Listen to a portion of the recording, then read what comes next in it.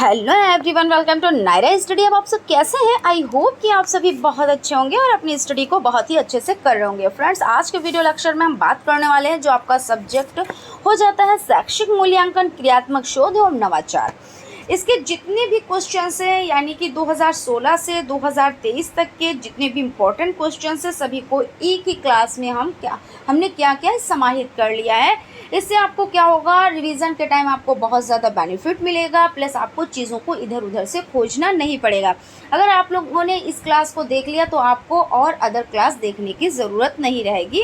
तो चीज़ों को हम देखिए सरल भाषा में उसका एक्सप्लेन करते हुए और समझते हुए चलेंगे। सो आप लोग वीडियो को बिल्कुल भी स्किप ना कीजिएगा, वीडियो लास्ट तक देखिएगा, क्योंकि हर एक चीज़ आप लोगों के लिए बहुत ही ज़्यादा इम्पॉर्टेंट है। और इस क्लास के बाद आप लोगों की नेक्स्ट क्लास रहेगी मैराथन की हिंदी की, उसको भी ज़रूर देखिए।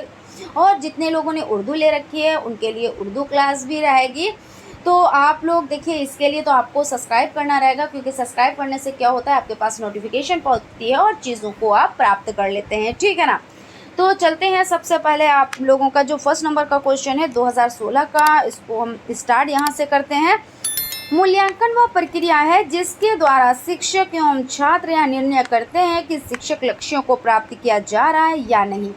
ये परिभाषा किसकी है? तो परिभाषाएं आती हैं, आप लोग ध्यान रखिएगा, और पूछी भी जाती। कभी कभी ऐसे पूछ लिया जाता है ये परिभाषा है किसकी, या दे दिया, नाम दे दिया और फिर पूछा इनके अकॉर्डिंग परिभाषा लिखें। तो अगर आपको याद है तो अकॉर्डिंग पूछ लें या उस परिभाषा को दे दें और नाम पूछ लें तो कोई दिक्कत नहीं होगी, है ना? तो इसमें आपका हो जाता है कॉन्वेक्स। तो यहाँ पे आपका सा ऑप्शन राइट है। और हम लोग क्या करेंगे यहाँ पे, क्योंकि फास्ट रिवीजन करेंगे तो इसमें हम 4 ऑप्शन नहीं पढ़ेंगे। हम लोग क्या करेंगे, सिर्फ आंसर पर ही फोकस करेंगे और आंसर को ही समझेंगे और आगे बढ़ते जाएंगे। ठीक है? आपके टाइम को बचाने के लिए हमने ये चीज़ सोची कि इस तरह से करना चाहिए। व्यक्तित्व के सभी पक्षों का मूल्यांकन किया जाता है।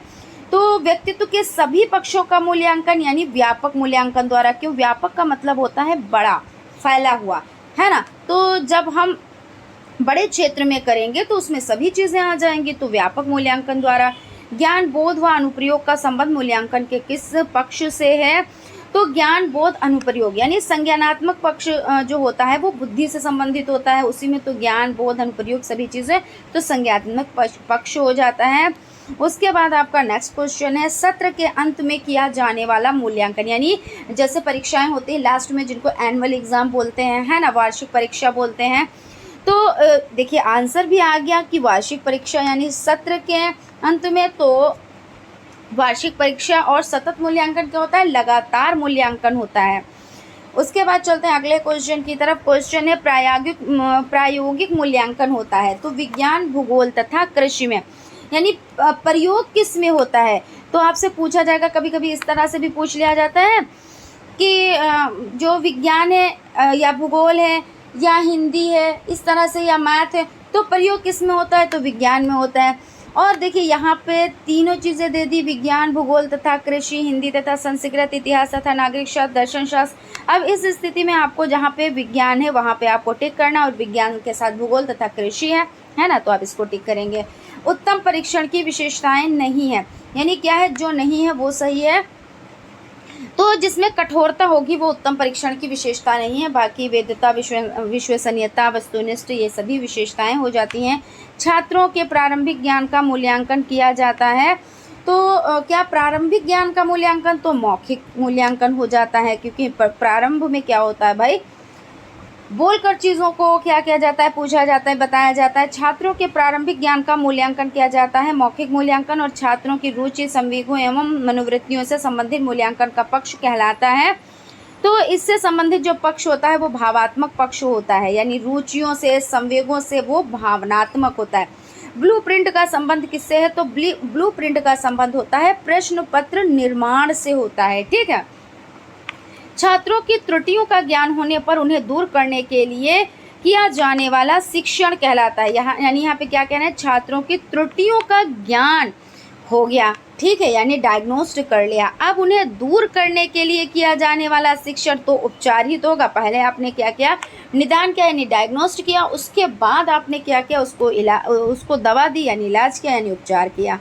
बचाव निदान का उच्चतम स्तर है, यह कथन किसका है? तो यहाँ पे आप लोग इसको समझ लें, जो आपका ये क्वेश्चन हो जाता है तो इसमें आपका आंसर हो जाता है, देखिए टी.पी. नन, ये आपका राइट आंसर है। यहाँ पे आप देख लीजिएगा, टी.पी. नन है, बचाव निदान का उच्चतम स्तर। Very very important. हालांकि ये आज का सेशन ही पूरा इंपॉर्टेंट है, लेकिन इंपॉर्टेंट में भी कुछ चीज़ें इंपॉर्टेंट होती हैं। शैक्षिक क्षेत्र में यानी क्रियात्मक अनुसंधान का प्रयोग किया था, तो किसने किया था? तो इसमें आपका आंसर जो हो जाता है वो है स्टीफन एम कोरे ने किया था। और अगला क्वेश्चन है, अगले क्वेश्चन की तरफ चलते हैं हम लोग। क्वेश्चन हो जाता है आपका, कार्य क्षेत्र से संबंधित समस्या के कारणों को जानने व समाधान हेतु किया जाने वाला शोध कहलाता है। तो क्या कहलाता है? यानी कार्य क्षेत्र से संबंधित समस्या के कारणों को जानना व समाधान हेतु किया जाने वाला शोध, तो क्रियात्मक शोध है ना, कर रहे हैं और उससे हम करके शोध कर रहे हैं ये चीज़। शैक्षिक उद्देश्यों के अनुसार प्रश्नों के पक्ष होते हैं। तो यहाँ पे अगर आप बात करें तो प्रश्नों के पक्ष कितने हो जाते हैं? तो ऐसे तो देखिए आपके हो जाते हैं 4, ठीक है। लेकिन अगर बात की जाए तो जो प्रश्न होते हैं वो किस तरह से होते हैं? आपके 2 तरह से होते हैं और उसके अंतर्गत सभी प्रश्न आते हैं। तो यहाँ पे आप लोग चीज़ों को समझ लीजिएगा, अच्छे से क्वेश्चन कीजिएगा सॉल्व, जैसा क्वेश्चन हो उस तरह से आप लोग आंसर दीजिएगा। उसके बाद आपका क्वेश्चन हो जाता है, क्वेश्चन आपका हो जाता है, किसी निश्चित परियोजन को ध्यान में रखकर जब हम यह देखते हैं कि उसको पूरा करने में वह वस्तु विचार क्रिया कहाँ तक उपयोगी है का निर्णय कहलाता है। क्या कहलाता है? तो मूल्यांकन कहलाता है। व्यापक मूल्यांकन का आशय होता है यानी व्यक्ति के सभी पक्षों का मूल्यांकन, यानी व्यक्तित्व के सभी पक्षों का मूल्यांकन, यानी व्यापक मतलब हो जाता है बड़ा क्षेत्र, है ना। मूल्यांकन प्रक्रिया को सामान्यतः कितने भागों में बांटा जा सकता है? तो 4 भागों में बांटा जा सकता है। निम्नलिखित में से किसका संबंध मूल्यांकन के संज्ञानात्मक पक्ष से? देखिए उसी तरह से क्वेश्चंस रिपीट हो रहे हैं, कुछ चीज़ें चेंज करते हैं। बाकी अगर आपने एक क्वेश्चन को अच्छे से समझा तो दूसरा क्वेश्चन आप अच्छे से सॉल्व कर लेंगे। देखिए समझ से, समझ कहाँ से होती है? तो बुद्धि से, तो बात तो एक ही है ना। उसके बाद निम्नलिखित में से किसका संबंध मूल्यांकन के भावात्मक पक्ष से है? तो यहाँ पे देखिए फिर से आ गया, तो रुचियों का संबंध होता है ना। सतत और व्यापक मूल्यांकन की प्रक्रिया में मुख्य कितनी क्रियाएं होती हैं? तो 5 क्रियाएं होती हैं। बच्चों द्वारा किए गए कार्यों उपलब्धियों का विवरण रखने हेतु प्रयोग तैयार किया जाता है, तो छात्र प्रोफाइल तैयार की जाती है ना। और निम्नलिखित में से किसके द्वारा पता चलता है कि बच्चे ने अभी तक कितना ज्ञान व कौशल अर्जित किया है? तो मापक। जब आप मापक करते हैं तभी तो आपको पता चलता है कि बच्चे ने कितना ज्ञान अर्जित किया है और क्या चीज़ें अभी उसको सिखानी बाकी है। क्रियात्मक शोध का मूल आधार क्या होता है? मोस्ट इम्पॉर्टेंट क्वेश्चन है, बहुत ज़्यादा क्वेश्चन इम्पॉर्टेंट है और हर बार आता ही आता है। तो यानी समस्या हमारी और हल भी हमारा, ठीक है। बच्चे क्या करेंगे? बच्चे की अगर समस्या है तो वो खुद से सॉल्व करेगा, यानी समस्या हमारी है तो हल भी हम ही निकालेंगे। निम्नलिखित में से कौन सी क्रियात्मक शोध की विशेषता होती है? तो क्या है? समस्या अनुभवजन्य होती है, यानी अनुभव किया होता है। और क्रियात्मक शोध का संपादन कितने चरणों में होता है? तो 6 चरणों में होता है। यहाँ पे चरण की बात आए तो 6 चरण हो जाते हैं। क्रियात्मक शोध में समस्या की पहचान करते समय होने वाले तथ्यों की जानकारी तो पर व्यक्ति होता है, और क्रियात्मक शोध से किसी समस्या का प्रस्तावित उत्तर कहलाता है, तो परिकल्पना कहलाता है। चलते हैं अगले क्वेश्चन की तरफ। क्रियात्मक शोध जिस लक्ष्य समूह के बारे में किया जाता है उसे क्या कहते हैं? तो समष्टि कहते हैं। निम्नलिखित में से कौन सा क्रियात्मक शोध के उपकरण के अंतर्गत नहीं आता है? तो प्रत्यक्षण। और उसके बाद चलते हैं अगले क्वेश्चन की तरफ। देखिए फटाफट से ये क्वेश्चंस कंप्लीट हुए जा रहे हैं, यानी आपका टाइम जो है वो बहुत ज़्यादा बचेगा और चीज़ें आपकी अच्छे से तैयार भी हो जाएंगी। क्रियात्मक शोध के प्रवर्तक हैं तो कौन है? स्टीफन एम कोरे हो जाते हैं। और क्वेश्चन हो जाता है, सतत एवं व्यापक मूल्यांकन का आरंभ हुआ 1909 में, और रीता ने भाषा में 60 अंक प्राप्त किए। 60 अंक प्राप्त करना क्या कहलाता है? मापन, यानी जैसे जिसमें गिनतियाँ होती हैं, गिनतियों के अकॉर्डिंग तो उसको क्या, उसमें मापन वो होगा, ठीक है। जैसे अब 60% अंक, 80 अंक, ये कोई भी चीज़ इस तरह से है तो वो क्या है? मापन। ब्लूम टेक्सोनॉमी विकसित हुई तो 1965 ईस्वी में। और प्रोफेसर स्टीफन एवं कोरे की पुस्तक है टू इम्प्रूव स्कूल प्रैक्टिसेस, और आपका द ऑप्शन राइट है, ठीक है। और निबंधात्मक परीक्षण के प्रश्न है, उदाहरणार्थ प्रश्न हो जाते हैं, यानी निबंधात्मक परीक्षण के प्रश्न ये हो जाते हैं। वस्तुनिष्ठ परीक्षा की विशेषता नहीं है।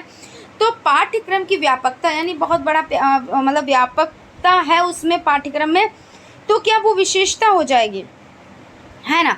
तो ये आपका क्या हो जाएगा, यही आंसर हो जाएगा। और समस्या हमारी और हल भी हमारा, या लक्ष्य क्रियात्मक शोध का, यानी क्या है, अगर हमारे पास समस्या आई है तो हल भी हम उसी का निकालेंगे क्रिया करके। शैक्षिक मूल्यांकन का अंग है अधिगम अनुभव, यानी शैक्षिक मूल्यांकन आप शिक्षा कैसे प्राप्त करते हैं, अधिगम द्वारा, यानी लर्निंग करके, यानी सीख कर, है ना। तो ये हो जाते हैं। उसके बाद चलते हैं अगले क्वेश्चन की तरफ। अगला क्वेश्चन देख लेते हैं। अगला क्वेश्चन है, परिकल्पना होती है समाधान का पूर्व अनुमान।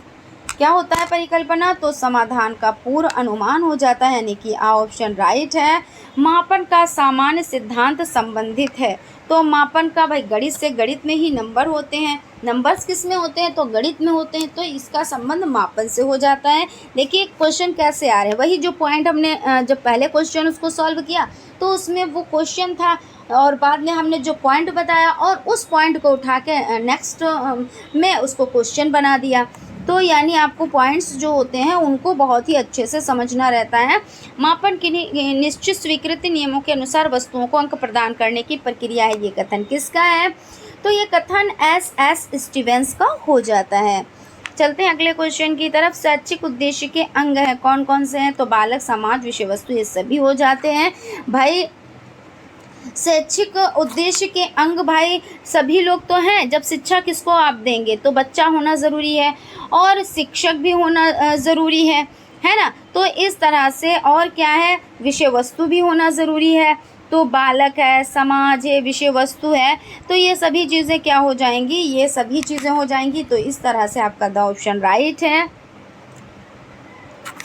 अब चलते हैं अगले क्वेश्चन की तरफ। अगला क्वेश्चन आपका हो जाता है, बालक के विभिन्न कौशल विकसित करने वाला क्षेत्र। तो ज्ञानात्मक क्षेत्र हो जाता है, भावात्मक क्षेत्र हो जाता है, क्रियात्मक क्षेत्र हो जाता है, यानी कि उपयुक्त सभी हो जाते हैं। बौद्धिक योग्यता में बोध का अंग नहीं है, तो अनुप्रयोग जो है वो जो है बोध का अंग नहीं है। और चलते हैं अगले क्वेश्चन की तरफ। अगला क्वेश्चन है आपका, मूल्यांकन प्रक्रिया के सोपान है। तो मूल्यांकन प्रक्रिया के सोपान हो जाता है शिक्षण, उद्देश्य, सीखने से उत्पन्न अनुभव, व्यवहार परिवर्तन, उपर्युक्त सभी, ये राइट है।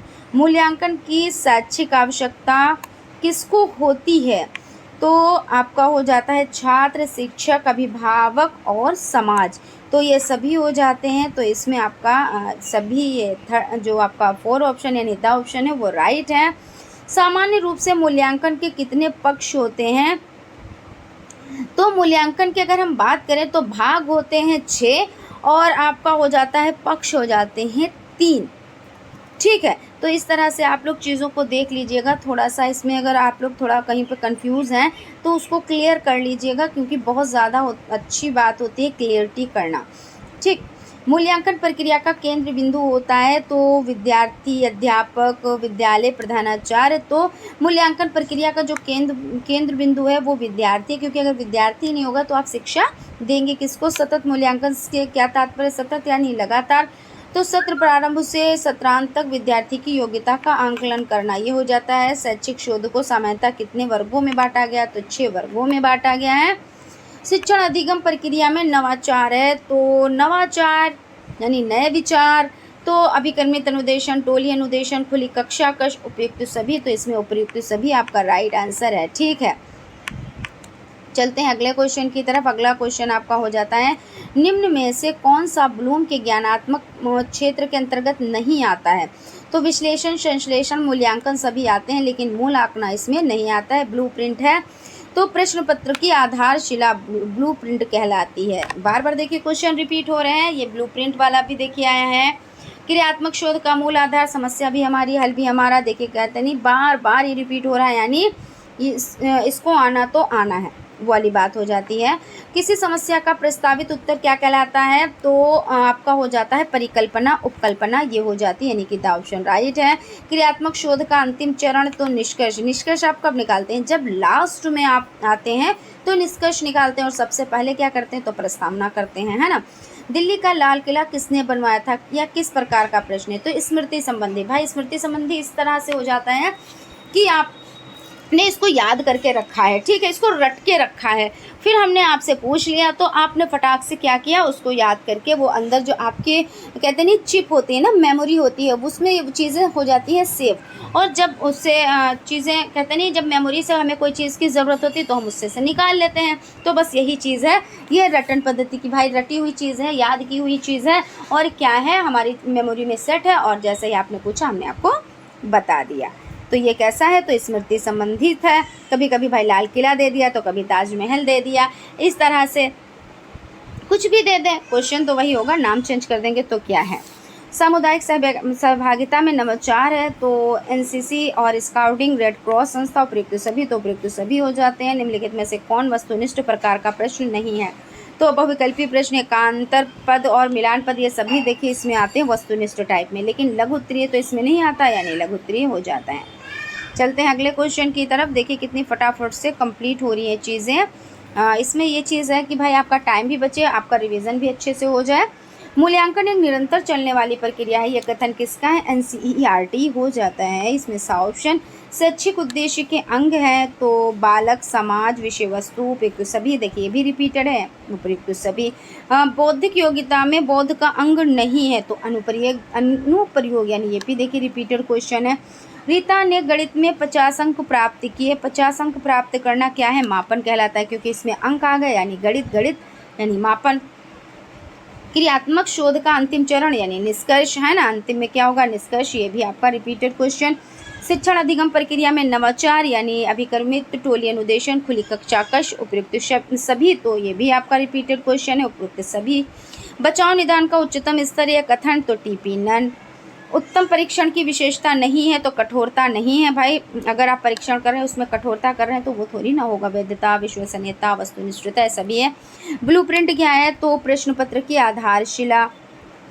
ज्ञान बोध व अनुप्रयोग का संबंध मूल्यांकन के किस पक्ष से है, तो संज्ञानात्मक पक्ष से है, और संज्ञानात्मक पक्ष का संबंध बुद्धि से होता है, और ज्ञान बोध अनुप्रयोग ये सभी संज्ञानात्मक पक्ष हो जाते हैं। उसके बाद है ब्लूम टैक्सोनॉमी विकसित हुई, तो 1965 ईस्वी हो जाता है। मापन किसी निश्चित स्वीकृति नियमों के अनुसार वस्तुओं को अंक प्रदान करने की प्रक्रिया, कथन किसका है, SS स्टीवेंस का हो जाता है। और मूल्यांकन प्रक्रिया को सामान्यतः कितने भागों में बांटा जा सकता है, तो मूल्यांकन प्रक्रिया को 4 भागों में बांटा जा सकता है। शैक्षिक नवाचार से तात्पर्य है अधिगम प्रक्रिया में नवाचार, शिक्षण विधि में नवाचार, नवाचार यानी नए विचार, है ना, तो इसमें ये उपयुक्त दोनों इसमें हो जाते हैं। मूल्यांकन अनुरूप है विधि के, किसके हैं, तो विधि के हो जाता है।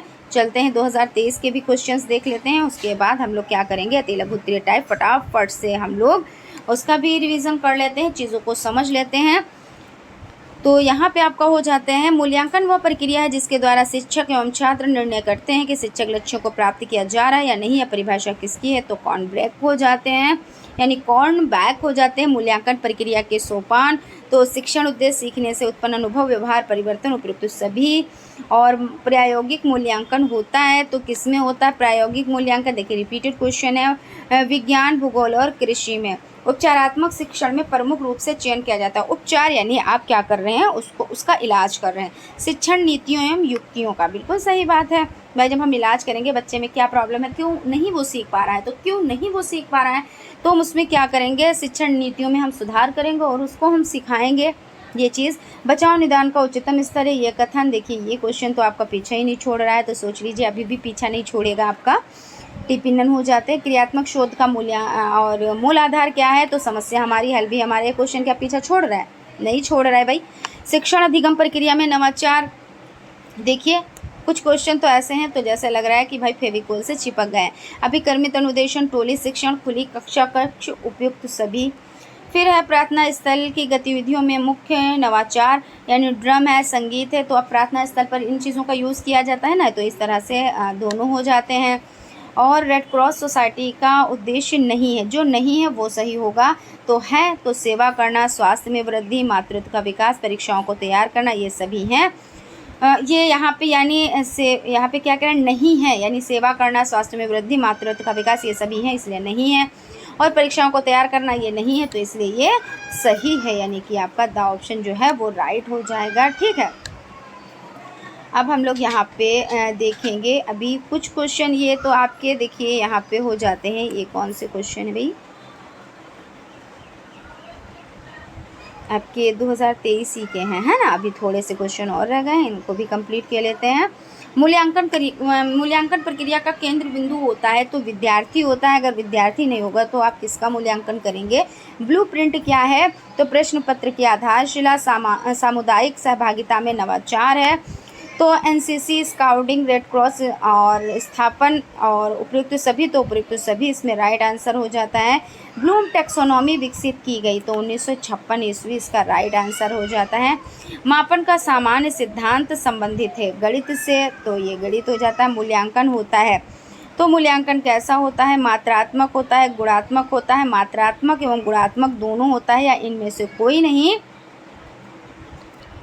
तो यहाँ पे आपका आंसर हो जाएगा कि मूल्यांकन होता है मात्रात्मक एवं गुणात्मक दोनों। तो ये मात्रात्मक क्या है, इसको समझ लेते हैं। मात्रात्मक देखिए डेटा होता है, डेटा हमें ये बताता है कि कोई चीज़ कितनी बार, कितनी मात्रा में या कितनी बार घटित होती है। और गुणात्मक क्या बताता है, डेटा हम यानी गुणात्मक डेटा हमें ये समझने में सहायता करता है कि विशिष्ट व्यवहार क्यों, कैसे या किस कारण से होता है। तो यहाँ पे आप लोगों के जितने भी वस्तुनिष्ठ टाइप क्वेश्चंस थे वो कंप्लीट हो चुके हैं, बहुत ही कम टाइम में कंप्लीट हो गए हैं।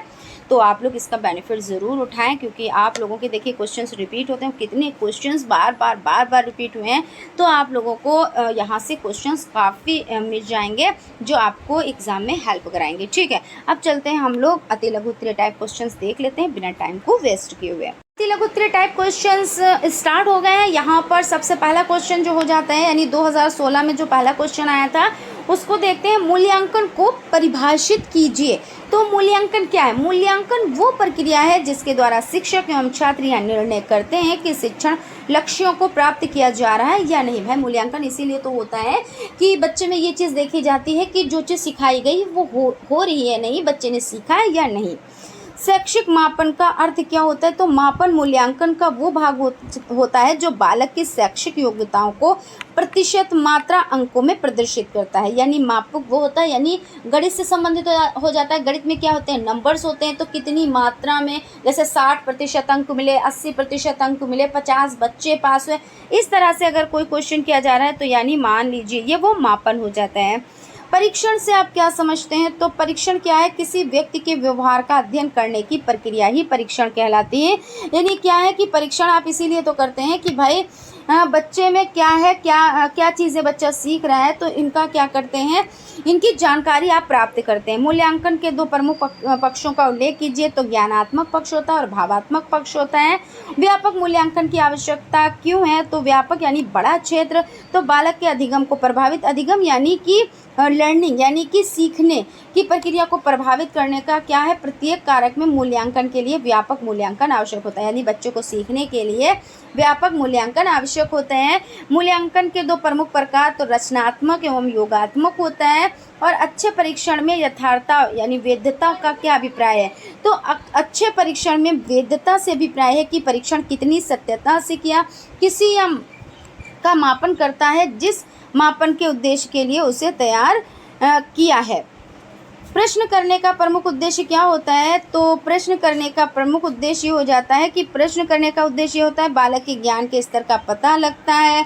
बालक परिस्थिति अनुसार शब्दों का प्रयोग करना सीख जाता है। यानी जब प्रश्न किए जाते हैं तो बच्चे की इसी चीज़ की तो जानकारी हो जाती है, जैसे आपने जो पढ़ाया और आपने उससे फीडबैक ले लिया, यानी आपने उससे रिलेटेड क्वेश्चन कर लिए, तो आपने देखा कि हाँ बच्चा सीरियसली पढ़ रहा था, बच्चे ने कुछ सीखा है, ये सभी चीज़ें हैं ना। तो प्रश्न जो है करना भी ज़रूरी होता है। इसमें ये देख लिया जाता है कि बच्चे ने हमारी बात को कितने ध्यान से सुना है।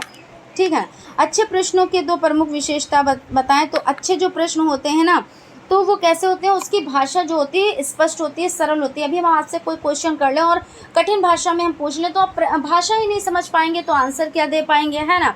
और इसमें क्या होना चाहिए, प्रश्न जब भी पूछा जाए तो बहुत लॉन्ग प्रश्न नहीं होना चाहिए। पता चला प्रश्न आधा पढ़ा और जब आधे का नंबर आया तो जो पहला वाला आधा था उसको गए भूल। तो प्रश्न बहुत लंबा भी नहीं होना चाहिए और बहुत छोटा भी नहीं होना चाहिए।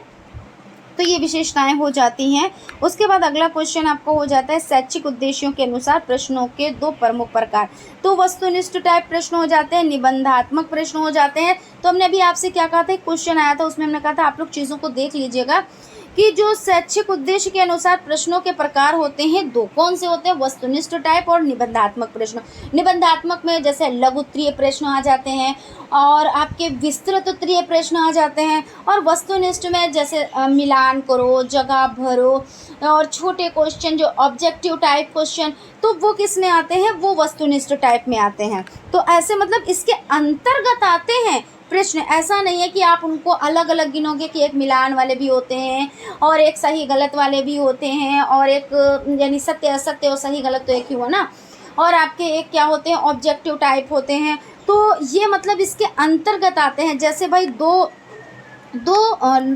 रास्ते हैं और ये 2 रास्ते इतने जगहों पे जा रहे हैं, तो इसका मतलब ये तो ना, हमने कहा कि रास्ते यहाँ पे कितने हैं तो आपने कहा 2, और उसके बाद इसके अंतर्गत कितने जा रहे हैं तब आप कहेंगे कि ये 3 रास्ते यहाँ पे जा रहे हैं, 4 रास्ते यहाँ पे जा रहे हैं। लेकिन उस हिसाब से तो आपको एक ये है यानी 2 हैं।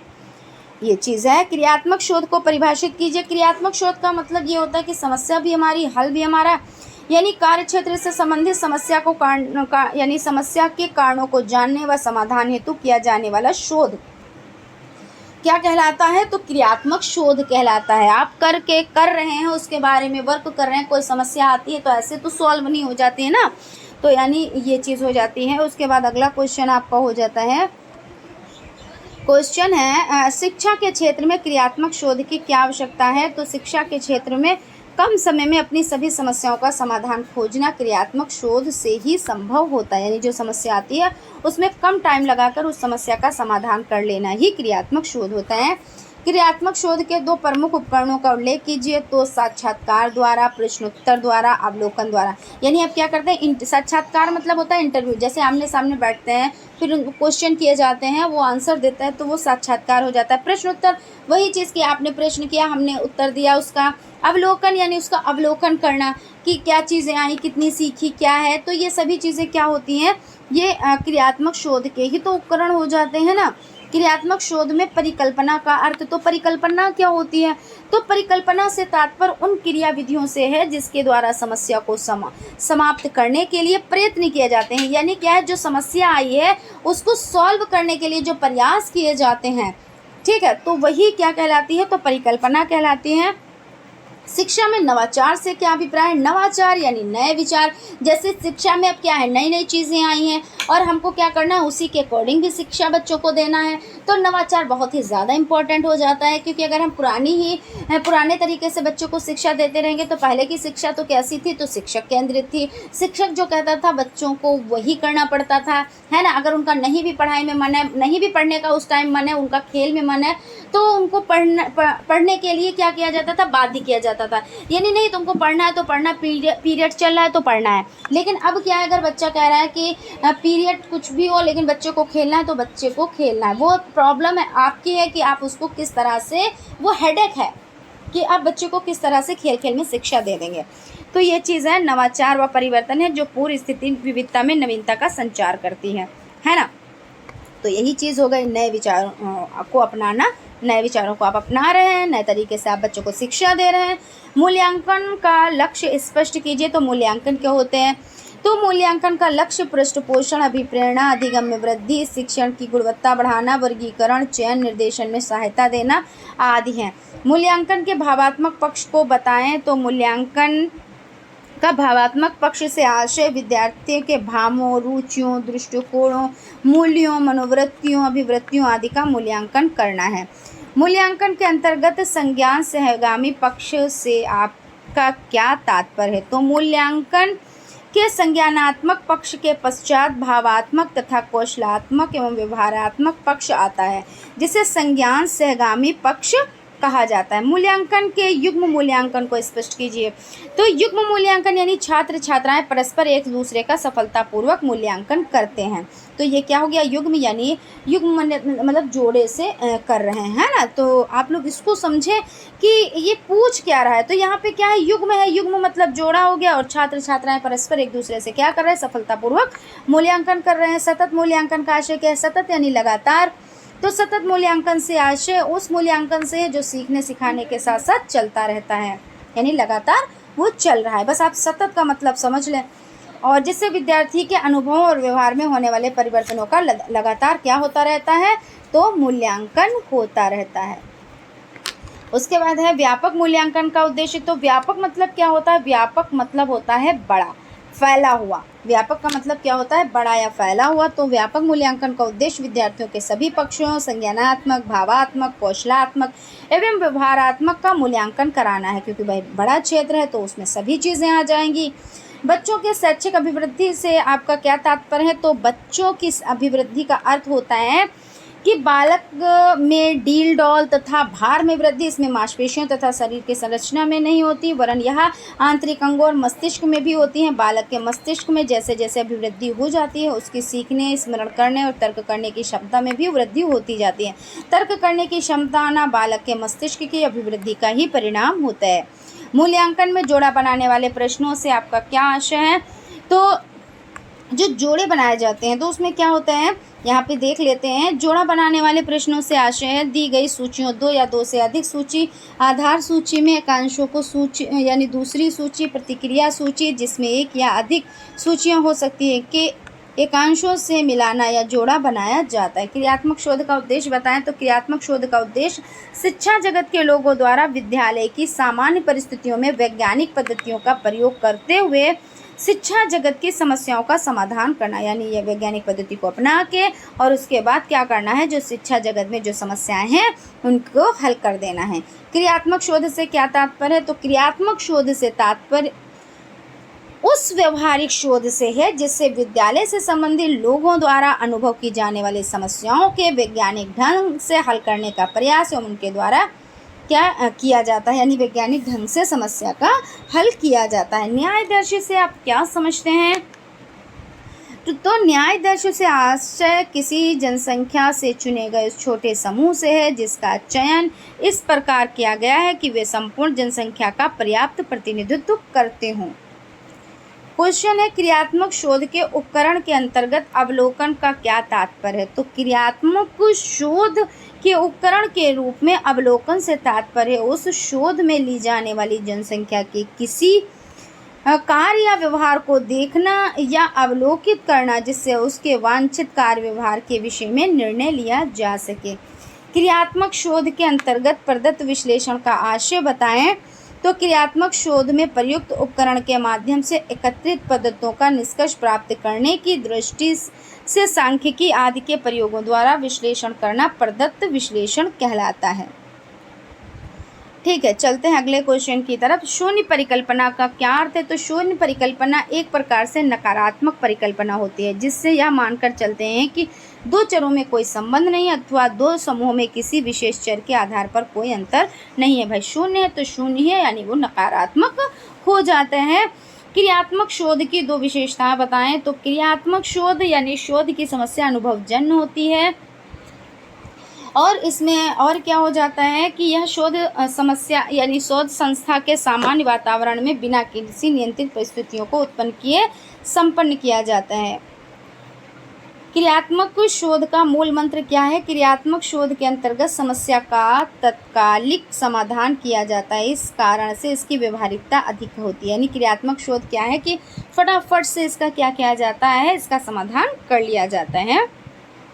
मूल्यांकन प्रक्रिया के मुख्य अंग कौन से हैं, तो शिक्षण उद्देश्य, अधिगम क्रियाएं, व्यवहार परिवर्तन। क्रियात्मक शोध के चरण क्या हैं, तो समस्या का चयन। भाई तभी तो आप प्रॉब्लम को सॉल्व करेंगे जब आप समस्या को चुनेंगे। समस्या को परिभाषित करना, फिर समस्या सीमांकन, समस्या के संभावित कारणों का पता लगाना। अब उसमें ये समस्या आई तो इसका कारण क्या है, फिर कारणों का विश्लेषण करना, क्रियात्मक परिकल्पना का निर्माण, अभिकल्प निर्माण एवं उपकरणों का विकास, विश्लेषण और निष्कर्ष सबसे लास्ट में आता है। उसके बाद आपका क्वेश्चन हो जाता है, क्वेश्चन है सतत एवं व्यापक मूल्यांकन किसने शुरू की? तो सतत का मतलब होता है लगातार, व्यापक मतलब बड़ा क्षेत्र, तो केंद्रीय माध्यमिक शिक्षा बोर्ड CBSE द्वारा क्रियान्वित किया गया है। वेरी वेरी इंपॉर्टेंट क्वेश्चन आपका हो जाता है। ठीक है, निबंधात्मक परीक्षा के प्रकार बताएं। तो वर्णनात्मक निबंध, विचारात्मक निबंध, भावात्मक निबंध, साहित्यिक एवं आलोचनात्मक निबंध, तो ये सभी तरह से निबंध होते हैं ना, तो इनके प्रकार हो जाते हैं। उत्तम परीक्षण की विशेषता बताएं। तो भाई उत्तम जो परीक्षण है उसकी क्या क्या विशेषता हो सकती हैं? तो उसमें अच्छे परीक्षण संप्रयोजन एवं उद्देश्यपूर्ण होते हैं, बिल्कुल सही बात है। अच्छे परीक्षण मानव व्यवहार की वस्तुनिष्ठता एवं व्यापकता के साथ मापन करते हैं। अच्छे परीक्षण का प्रशासन सरल होता है। अच्छे परीक्षण फलांकन की दृष्टि से सुगम होते हैं। अच्छे परीक्षण विश्वसनीय होते हैं। उसके बाद आपका क्वेश्चन हो जाता है, मापन के 2 प्रकार बताएं। तो शाब्दिक या नामित मापन, क्रमित मापन, अंतरित मापन या अनुपातिक मापन। क्रियात्मक शोध की समयावधि क्या है? तो BTC के लिए 1 महीना होती है। विश्वसनीयता क्या होती है? तो विश्वसनीयता वो हो जाती है, अच्छा परीक्षण विश्वसनीय होना चाहिए, अर्थात जिस पर विश्वास किया जा सके। विश्वसनीयता मतलब भाई जिस पर विश्वास किया जा सके। ऐसा है तो नहीं है कि कोई चीज़ जैसे आप कर रहे हो तो बार बार उसका जैसे कोई आप मान लीजिए कोई सवाल लगा रहे हो, उसमें बार बार आंसर अलग अलग आ रहा है, तो हम क्या उस पर विश्वास कर सकेंगे? नहीं। लेकिन एक ही जब आंसर आता है, बार बार आप उस सवाल करोगे, बार बार एक ही आंसर आएगा, तो मतलब वो विश्वास के लायक है। विश्वसनीयता से तात्पर्य ऐसी परीक्षा से जिसको बार बार प्रशासित करने पर निष्कर्ष प्राप्त होगा, अर्थात किसी परीक्षण के परिणाम पुनः परीक्षण के पश्चात सामान्य परिस्थितियों में एक समान बने रहें, तो उसे परीक्षा को विश्वसनीयता कहते हैं। वही चीज़ आपको देखिए, इतना बहुत ये ज़रूरी नहीं है ऐसे लफ्ज़ों में ही आप लिखें। सिंपल सी बात है कि जब भी आप क्या करेंगे, आपका जो रिज़ल्ट है वो बार बार एक जैसा है, जो आप क्वेश्चन कर रहे हो उसका आंसर बार बार एक जैसा है, तो वो विश्वसनीयता कहलाती है। निदानात्मक परीक्षण किस प्रकार के छात्रों का किया जाता है? भाई जिसमें कोई प्रॉब्लम होती है तो उसमें क्या किया जाता है? निदानात्मक परीक्षण किया जाता है। तो निदान शब्द शिक्षा के चिकित्सा शास्त्र से आया है, जिसका अर्थ होता है मूल कारणों को जाना या डायग्नोस करना। इस प्रकार चिकित्सा किसी रोगी के लक्षणों विभिन्न के आधार पर रोग का निदान करता है। उसी प्रकार शिक्षण भी छात्र के पिछड़ेपन, विषय संबंधी कमजोरियों, सीखने संबंधी कठिनाइयों एवं दोषों का पता निदानात्मक परीक्षण द्वारा लगाकर समस्याओं को दूर करता है। वही चीज़ कि निदान क्या है? निदान का अर्थ होता है सीखने संबंधी कठिनाइयों और कमजोरी कमियों के स्वरूप को निर्धारित करना, यानी डायग्नोस्ट क्या होता है? डायग्नोस्ट होता है कि हम बच्चे में कोई प्रॉब्लम है तो हम उसमें क्या करें, हम उसकी जानकारी लें, उसके बारे में जानें। निदान ये होता है। उपचार देखिए, जो हमने जानकारी ली यानी निदान किया और उसके बाद उसका बच्चे का उपचार किया, तो वो उपचारात्मक परीक्षण हो जाता है। तो छात्रों के व्यवहार में परिवर्तन करना, भाई बिल्कुल व्यवहार में परिवर्तन करेंगे जब बच्चे में कौन सी प्रॉब्लम है, और उसके बाद जब हमने क्या किया उसके बारे में जानकारी ली, तो जो भी उसके व्यवहार में चीज़ें हैं तो उसमें हम क्या करेंगे भाई, परिवर्तन ही तो करेंगे ना। फिर उसके बाद क्या है, छात्रों के मानसिक तनाव के कारण शिक्षक कार्य में होने वाले अवरोध को दूर करेंगे। अब उसका मानसिक तनाव है, उसमें किस वजह से ये सभी चीज़ें हैं, तो उसको दूर करेंगे। छात्रों में आत्मविश्वास की भावना को जागृत करना, बिल्कुल सही बात है, क्योंकि उनमें जब तक आत्मविश्वास को नहीं भरेंगे कि भाई तुम कर सकते हो, क्यों नहीं कर सकते हो, ये तुम कर सकते हो, है ना, हम बच्चों से कहेंगे तभी तो वो कर पाएंगे। दक्षता आधारित मूल्यांकन से आप क्या समझते हैं? तो दक्षता आधारित मूल्यांकन प्राथमिक स्तर पर छात्र छात्राओं की अधिगम प्रक्रिया का निर्माण सतत रूप से होता रहता है। इसके लिए दक्षता आधारित मूल्यांकन का प्रयोग किया जाता है। इसके अनुसार छात्रों द्वारा सीखे गए रचनात्मक कौशलों का आंकलन किया जाता है। आधारित मूल्यांकन से तात्पर्य है कि छात्रों की दक्षता पर आधारित न्यूनतम अधिगम जांच विश्लेषण करना, जिससे छात्रों की दक्षता ग्राहकता को सुनिश्चित किया जा सके। क्वेश्चन हो जाता है, शिक्षण प्रक्रिया की दृष्टि से ज्ञानात्मक पक्ष के स्तर कौन से हैं? तो ज्ञान हो जाता है, अवबोध हो जाता है, अनुप्रयोग हो जाता है, विश्लेषण हो जाता है और संश्लेषण हो जाता है। नवाचार की दृष्टि से प्रार्थना स्थल की किन्हीं 2 गतिविधियों का उल्लेख कीजिए। तो प्रार्थना स्थल पर बच्चों की साफ सफाई की जांच और स्वस्थ आदतों के विकास की प्रेरणा प्रदान करना, किसी महापुरुष द्वारा धर्म ग्रंथ में वर्णित सद्वाक्य का चयन तथा उसका अनुसरण करने की प्रेरणा देना। रचनात्मक मूल्यांकन क्यों आवश्यक है? तो रचनात्मक मूल्यांकन इसलिए आवश्यक है, जिससे किसी निर्माणाधीन शैक्षिक कार्यक्रम शिक्षण प्रविधियों को अंतरूप देने से पूर्व से आवश्यक संशोधन या परिमार्जन किया जा सके।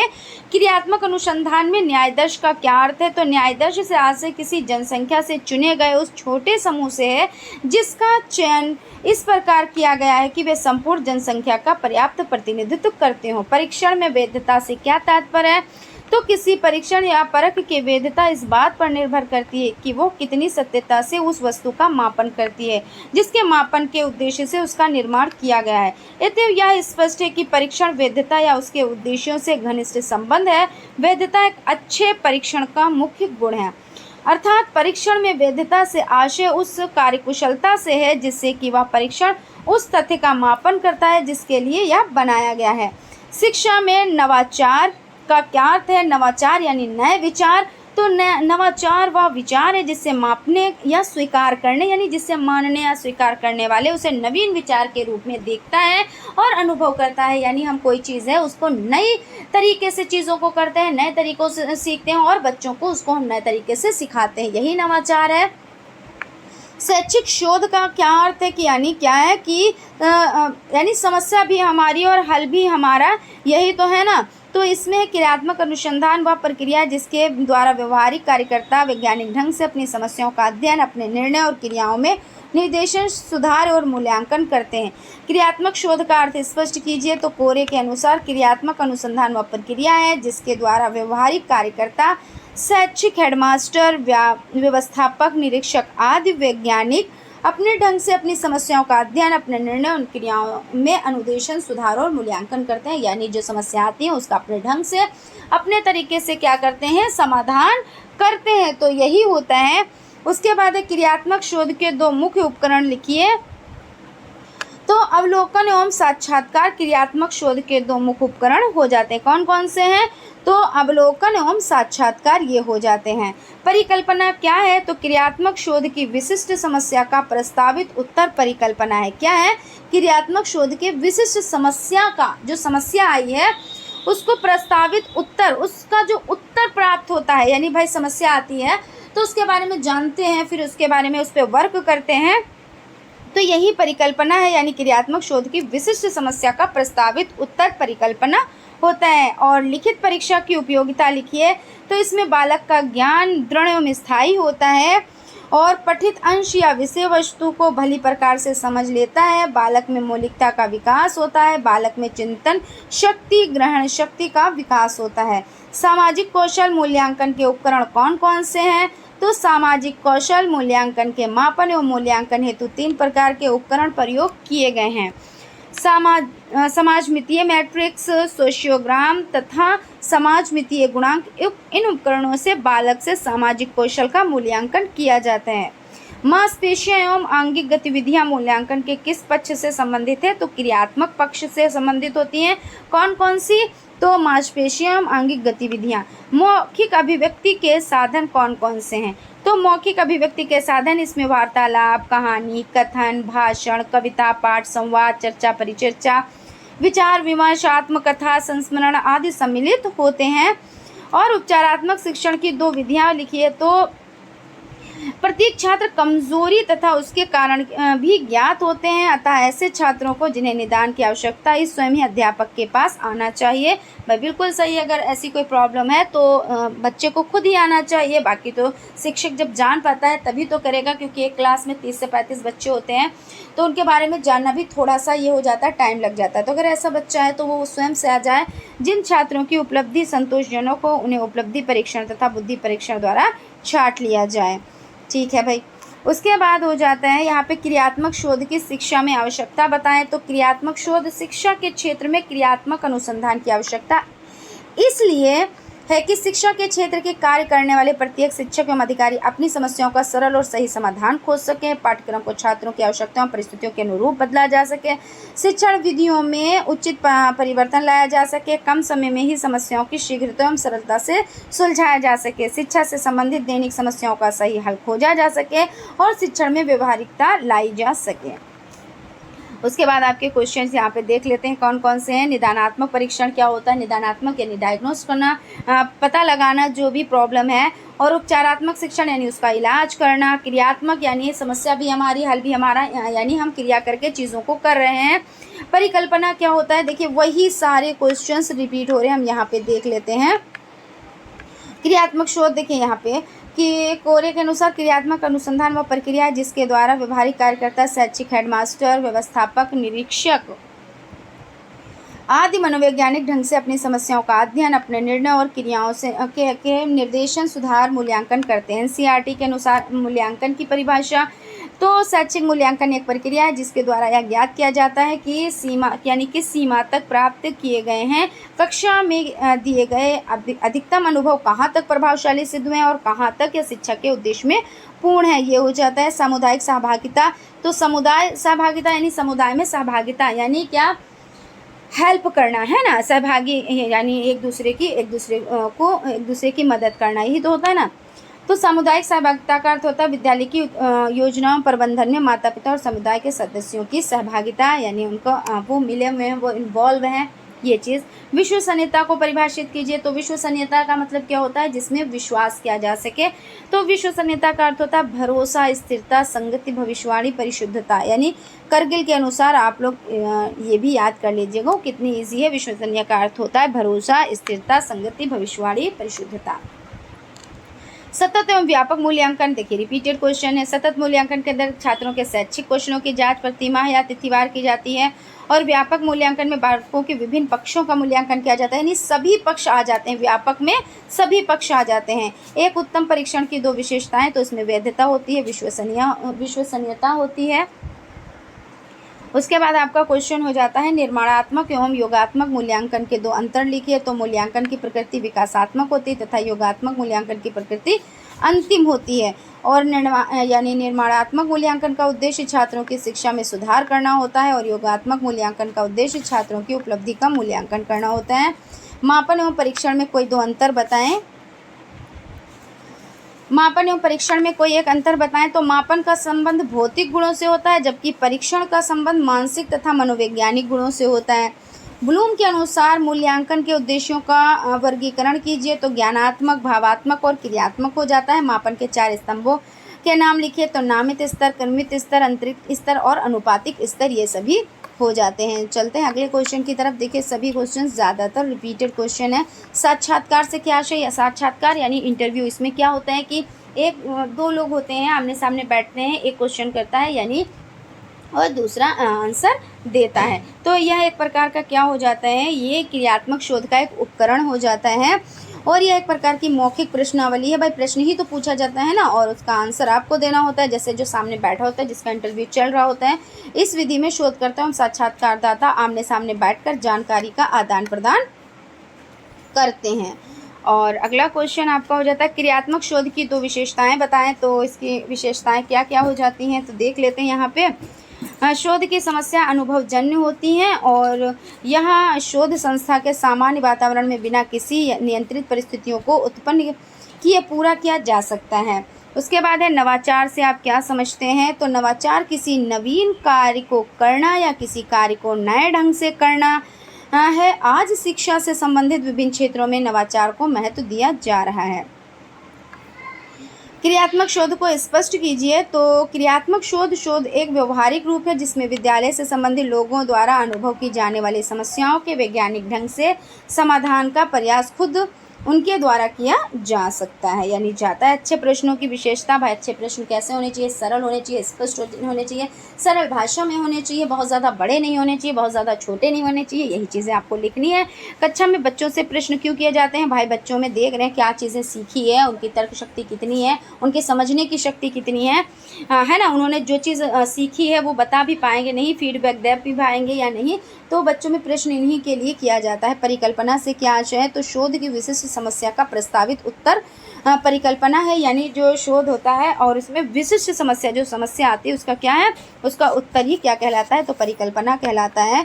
देखिए एक एक लाइन के हैं लेकिन बहुत ज़्यादा इम्पोर्टेंट है, इनके बारे में आप समझ लें कि जब कोई प्रॉब्लम आती है तो उसमें क्या होता है कि शोध की विशिष्ट समस्या का प्रस्तावित उत्तर क्या कहलाता है, ये आपका हो जाता है परिकल्पना। और उसके बाद आपका क्वेश्चन है व्यापक मूल्यांकन की आवश्यकता। व्यापक मतलब बड़ा क्षेत्र, फैला हुआ क्षेत्र। तो छात्र में केवल मानसिक विकास का मूल्यांकन करके उसके व्यक्तित्व के सभी पक्षों में मूल्यांकन करने की दृष्टि से व्यापक मूल्यांकन की आवश्यकता होती है। मूल्यांकन के प्रमुख पक्षों का उल्लेख कीजिए। तो मूल्यांकन के प्रमुख पक्ष संज्ञानात्मक पक्ष, भावात्मक, कौशलात्मक एवं व्यवहारात्मक पक्ष हो जाते हैं। उसके बाद आपका क्वेश्चन हो जाता है न्यायदर्श से आप क्या समझते हैं। तो न्यायदर्श से तात्पर्य किसी जनसंख्या से चुने गए उस छोटे समूह से है जिनका चयन इस प्रकार किया गया है कि वे संपूर्ण जनसंख्या का पर्याप्त प्रतिनिधित्व करते हों। क्रियात्मक शोध के उपकरण के अंतर्गत अवलोकन का क्या तात्पर्य है, या यहाँ पे आपका हो जाता है निदानात्मक परीक्षण किस प्रकार के छात्रों का किया जाता है, या निदानात्मक परीक्षण के प्रमुख उद्देश्य क्या है। तो निदानात्मक परीक्षण एक ऐसा परीक्षण है जिसके आधार पर जटिल विषय वस्तु को सूक्ष्म इकाई में बालक की विशिष्टता और कमियां परिलक्षित होती हैं। नैदानिक शिक्षण द्वारा यह पता लगाने का प्रयास किया जाता है कि पाठ्य वस्तु का कौन सा भाग किस मात्रा में सीखा गया है तथा कितना भाग छात्र सीखने में असमर्थ रहता है। निदान परीक्षण व्यक्ति की जांच करने के पश्चात किसी एक या अधिक क्षेत्रों में छात्र की विशेषताओं तथा कमियों को व्यक्त करता है, या परीक्षण विषय संबंधी कमियों का निदान करके उसके उपचार की व्यवस्था करता है। उसके बाद आपका हो जाता है क्वेश्चन शैक्षिक शोध क्या है। तो शैक्षिक शोध शैक्षिक अनुसंधान छात्र अध्ययन, शिक्षण विधियों, शिक्षण प्रविधियों और कक्षा गतिविधि जैसे विभिन्न पहलुओं पर किया जाता है। जो शोध शिक्षा संबंधी समस्याओं पर किया जाता है उसे शैक्षिक अनुसंधान कहा जाता है। लिखित परीक्षा की क्या उपयोगिता, इसके द्वारा विचारों की अभिव्यक्ति के स्तर का पता चलता है। लिखित परीक्षा के द्वारा छात्र के भाषा ज्ञान की जानकारी प्राप्त होती है और लिखित परीक्षा द्वारा प्रस्तुतिकरण की शैली का ज्ञान हो जाता है, यानी बच्चा कैसे लिखता है, लिख भी लेता है या नहीं। भाई लिखित परीक्षा इसीलिए तो होती है जो चीज़ों को सीखा है उसको लिख सकते हैं, है ना। तो ये चीज़ हो जाती है। मूल्यांकन की दो विशेषताएं लिखी है। तो यह एक व्यापक प्रक्रिया होती है, ये एक लगातार चलने वाली प्रक्रिया है भाई, बिल्कुल। क्योंकि मूल्यांकन तो यही होता है ना कि भाई लगातार लिया जाता है। भाई क्लास में आप रोज़ लेते हैं, मूल्यांकन करते हैं, और उसके बाद छमाही और सालाना इस तरह से, यानी हाफ ईयरली, एनुअल, ये सभी होते हैं। सतत मूल्यांकन यानी लगातार जो मूल्यांकन चलता है। ये चीज़ों को याद रख ले, क्वेश्चन पलट के वही आते हैं, ऐसी कोई दिक्कत नहीं है। बस सतत का मतलब क्या होता है, व्यापक का मतलब क्या होता है, नवाचार का मतलब क्या होता है, अधिगम का मतलब क्या होता है, ये चीज़ें आप बस समझ लें। उसके बाद जैसा भी क्वेश्चन आता है आप फटाफट से लिख देंगे। सतत मूल्यांकन के दो महत्व, तो इसको शिक्षण अधिगम प्रक्रिया के अभिनंग के रूप में समझा जा सकता है और इसमें अधिगम बालक के संपूर्ण व्यक्तित्व के विकास पर ध्यान देता है। शैक्षिक नवाचारों के उद्देश्य लिखिए। तो यहाँ पे आपका हो जाता है शिक्षा में शिक्षण नवाचारों के प्रयोग का मुख्य उद्देश्य शिक्षण व्यवस्था को विश्व स्तरीय प्रतिस्पर्धा के आगे पहुंचाना, जिससे कि संसार में हमारी शिक्षा प्रणाली आदर्श रूप में जानी जाए। शिक्षण में अधिगम प्रक्रिया को सरल एवं प्रभावी बनाना, छात्रों का सर्वांगीण विकास करना, जिससे कि छात्रों में अंतर्निहित प्रतिभाओं का विकास किया जा सके। छात्रों एवं शिक्षकों का नवीनतम वैज्ञानिक दृष्टिकोण का विकास लाना, जिससे कि वे अंधविश्वास एवं कुरीतियों से दूर रह सकें। ठीक है, इस तरह से आप लिख लेंगे। और गणित कौशल को संक्षेप में लिखें। तो गणित कौशल के अंतर्गत क्या होता है, शीघ्रता एवं शुद्धता में गणना करने की योग्यता, तार्किक ढंग से विचार करने की योग्यता, और आकृतियाँ यानी क्रम व आकृतियों को पहचाने व उसमें अंतर करने की योग्यता, दैनिक जीवन की साधारण समस्याओं में गणितीय प्रतियों के प्रयोग की योग्यता आदि को शामिल किया जाता है, जिससे बालक के विकास में यानी विकास किया जाना आवश्यक हो जाता है। यानी गणितीय कौशल में देखिए, आप जब गणित नहीं पढ़ते थे, अभी तो आपका एक सब्जेक्ट हो गया, पहले भाई बहुत लोग मैथ से किए हुए हैं, मैथ पढ़े हुए हैं स्टार्टिंग से, लेकिन ज़्यादातर लोग क्या करते हैं, मैथ को नहीं पढ़ते हैं। और अब जब डीएलएड बीटीसी कर रहे हैं इसमें मैथ, तो आपने देखा होगा कि कितनी चेंजेस आती हैं। जब पहले आप मैथ नहीं पढ़ते थे तो आप में थोड़ा मतलब फ़र्क था, आप छोटी छोटी बातों को ध्यान नहीं देते थे, अरे एक बिंदु तो है, एक मात्रा ही तो ऐसे हो गए, अरे। लेकिन अब क्या है, अब आप में वो बारीकियाँ आ गई जब से आपने मैथ पढ़नी स्टार्ट की होगी, और जो पहले से पढ़ रहे हैं उनको ये बारीकियाँ आती होंगी। उसमें क्या होता है, तर्क शक्ति बढ़ जाती है। वो एक एक दशमलव, भाई एक पॉइंट इस तरह से रखना होते हैं, एक पॉइंट अगर आपने रखा, अगर इस तरह से लगना है और वो ज़रूरी है और वहाँ पे आपने नहीं लगाया, यानी आंसर बदल गया। तो यानी क्या हुआ कि आपने एक छोटी छोटी जो एक दशमलव तक का है उसका भी आप ख्याल रखेंगे, है ना। तो यानी तर्क शक्ति इससे बढ़ती है गणित विषय पढ़ने से। और जो गणित विषय है वो दैनिक जीवन में भी बहुत काम आता है। भाई कहीं पे भी आप गए, शॉपिंग कर रहे हैं, उसमें भी गणित, मान लीजिए आप दूध वाला आया धोबी आया, किचन में कोई सामान नहीं है, उसको आपको क्या करना है, आधा किलो ये चीज़ लेनी है, 1 पाव ये लेना है। आप टोटल मिला के इतने रुपए बनते हैं, आपने जिससे मंगाया उसको इतने रुपए दिए। आप जब वो वापस आया तो क्या किया आपने, उसको प्लस किया, इतने पैसे बचे उसको माइनस किया, यानी प्लस माइनस हर एक चीज़, मतलब मैथ ही तो है ये। भाषाई कौशल से आप क्या समझते हैं? तो भाषाई कौशल क्या होते हैं भाई? भाषा कौशल से हमारा तात्पर्य बालक के भीतर विभिन्न भाषाई कौशल या भाषाई दक्षताओं का विकास करने से होता है। और बालक के जीवन में जितना महत्व भाषा का है उतना ही महत्व अन्य किसी वस्तु का नहीं है। बालक के भीतर भाषा संबंधी कौशल जैसे सुनना, बोलना, पढ़ना व लिखना आदि का विकास करना अत्यंत आवश्यक है। सुबोपाली से इसको हमने बताया था कि आप लोग याद रखिएगा। और देखिए यहाँ पे क्या होता है भाई, आप चीज़ों को सीख रहे हैं तो कैसे सीख रहे हैं? सबसे पहले आप सुन रहे हैं तो सुनकर, फिर आपने अपनी बात को हमारे तक पहुँचाया तो बोलकर, फिर पढ़कर, फिर लिखकर, इस तरह से मतलब हम चीज़ों को सीखते हैं। तो सुबोपाली और भाषा कौशल बहुत ही ज़रूरी होता है। चीज़ों का आदान प्रदान होता है। आप अपनी बातों का आदान प्रदान कैसे कर सकते हैं? तो भाषा के माध्यम से ही कर सकते हैं। कुछ भाई हमने क्या किया, हम बोलकर हम अपनी बातों को आपसे कह रहे हैं, कुछ चीज़ों को हमने क्या किया, हम लिख कर अपनी बातों को आप तक पहुँचा रहे हैं। तो इस तरह से हो जाता है। परीक्षण और मापन की किन्हीं दो असमानताओं को बताएं। तो आपका हो जाता है परीक्षण और मापन दोनों मूल्यांकन की प्रक्रियाएं हैं, दोनों शिक्षण के अभिन्न हैं। मौखिक परीक्षा के 2 गुण लिखिए। तो मौखिक परीक्षाएं निदानात्मक कार्यों के लिए अति उपयोगी, छात्रों में आत्मविश्वास जागृत करती हैं। दक्षता आधारित मूल्यांकन से आप क्या समझते हैं? तो दक्षता आधारित मूल्यांकन में छात्र ने किसी कार्य को कितनी श्रेष्ठता से पूरा किया है, इस पर विशेष ध्यान दिया जाता है। यानी मूल्यांकन इसीलिए तो होता है कि भाई बच्चे ने देखिए कितने मन लगा के पढ़ा है, नहीं पढ़ा है, अगर नहीं पढ़ा है तो क्यों नहीं पढ़ा है, ये सभी चीज़ें। क्रियात्मक शोध, यानी क्रियात्मक शोध के उपकरणों का मानकीकरण नहीं किया जा सकता। प्रकरण की परिस्थितियों के अनुसार उपकरण प्रयोग में लाया जा सकता है। कुछ उपकरण है अवलोकन, प्रश्नावली, साक्षात्कार, विशेष। यानी क्या होता है कि क्रियात्मक शोध यानी क्रिया करके, तो क्रिया कैसे आप करोगे? अवलोकन द्वारा करोगे, है ना। प्रश्नावली भाई प्रश्न पूछ कर करोगे, साक्षात्कार उसमें भी प्रश्न ही पूछे जाते हैं। तो ये सभी चीज़ें हो जाती हैं आपकी। उसके बाद कुछ ही क्वेश्चन रह रहे हैं शेष, देखिए बस। मापन के प्रकार बताएं। तो मानसिक मापन हो जाता है और भौतिक मापन हो जाता है। उसके बाद उपचारात्मक परीक्षण के उद्देश्य बताएं। इसमें क्या होता है, उपचार कर दिया जाता है, जो भी त्रुटि होती है उसका क्या इलाज कर दिया जाता है, बस और कुछ नहीं है। बाकी तो बहुत डिटेल में इस पर डिस्कस भी कर चुके हैं। परीक्षण किसे कहते हैं? तो वो प्रक्रिया जिसमें प्रशिक्षण प्रश्नों द्वारा अपने प्रशिक्षुओं के अधिगम की जाँच करता है, परीक्षण कहलाता है। क्या कह रहे हैं कि वह प्रक्रिया जिससे प्रशिक्षक प्रश्नों द्वारा अपने प्रशिक्षु के अधिगम की जांच करता है, परीक्षण कहलाता है। तो इस तरह से आपके यहाँ पे अति लघु उत्तरीय टाइप क्वेश्चंस भी कंप्लीट हो गए हैं। अब चलते हैं हम लोग लघु उत्तरीय टाइप क्वेश्चंस को फटाफट से समझ लेते हैं। ऐसा नहीं उतना लेंथी नहीं पढ़ेंगे जिस तरह से उसमें होता है, हम चीज़ों को समझेंगे कि चीज़ें इसमें पूछी क्या जा रही हैं, क्या है इसका मतलब, बस इतना समझेंगे। यानी आपको क्या होगा, इस क्लास से आपको बहुत ज़्यादा बेनिफिट मिलेगा क्योंकि आप चीज़ों को समझेंगे, रटेंगे नहीं। ठीक है, तो चलते हैं हम लोग लघु उत्तरीय टाइप क्वेश्चंस भी कंप्लीट।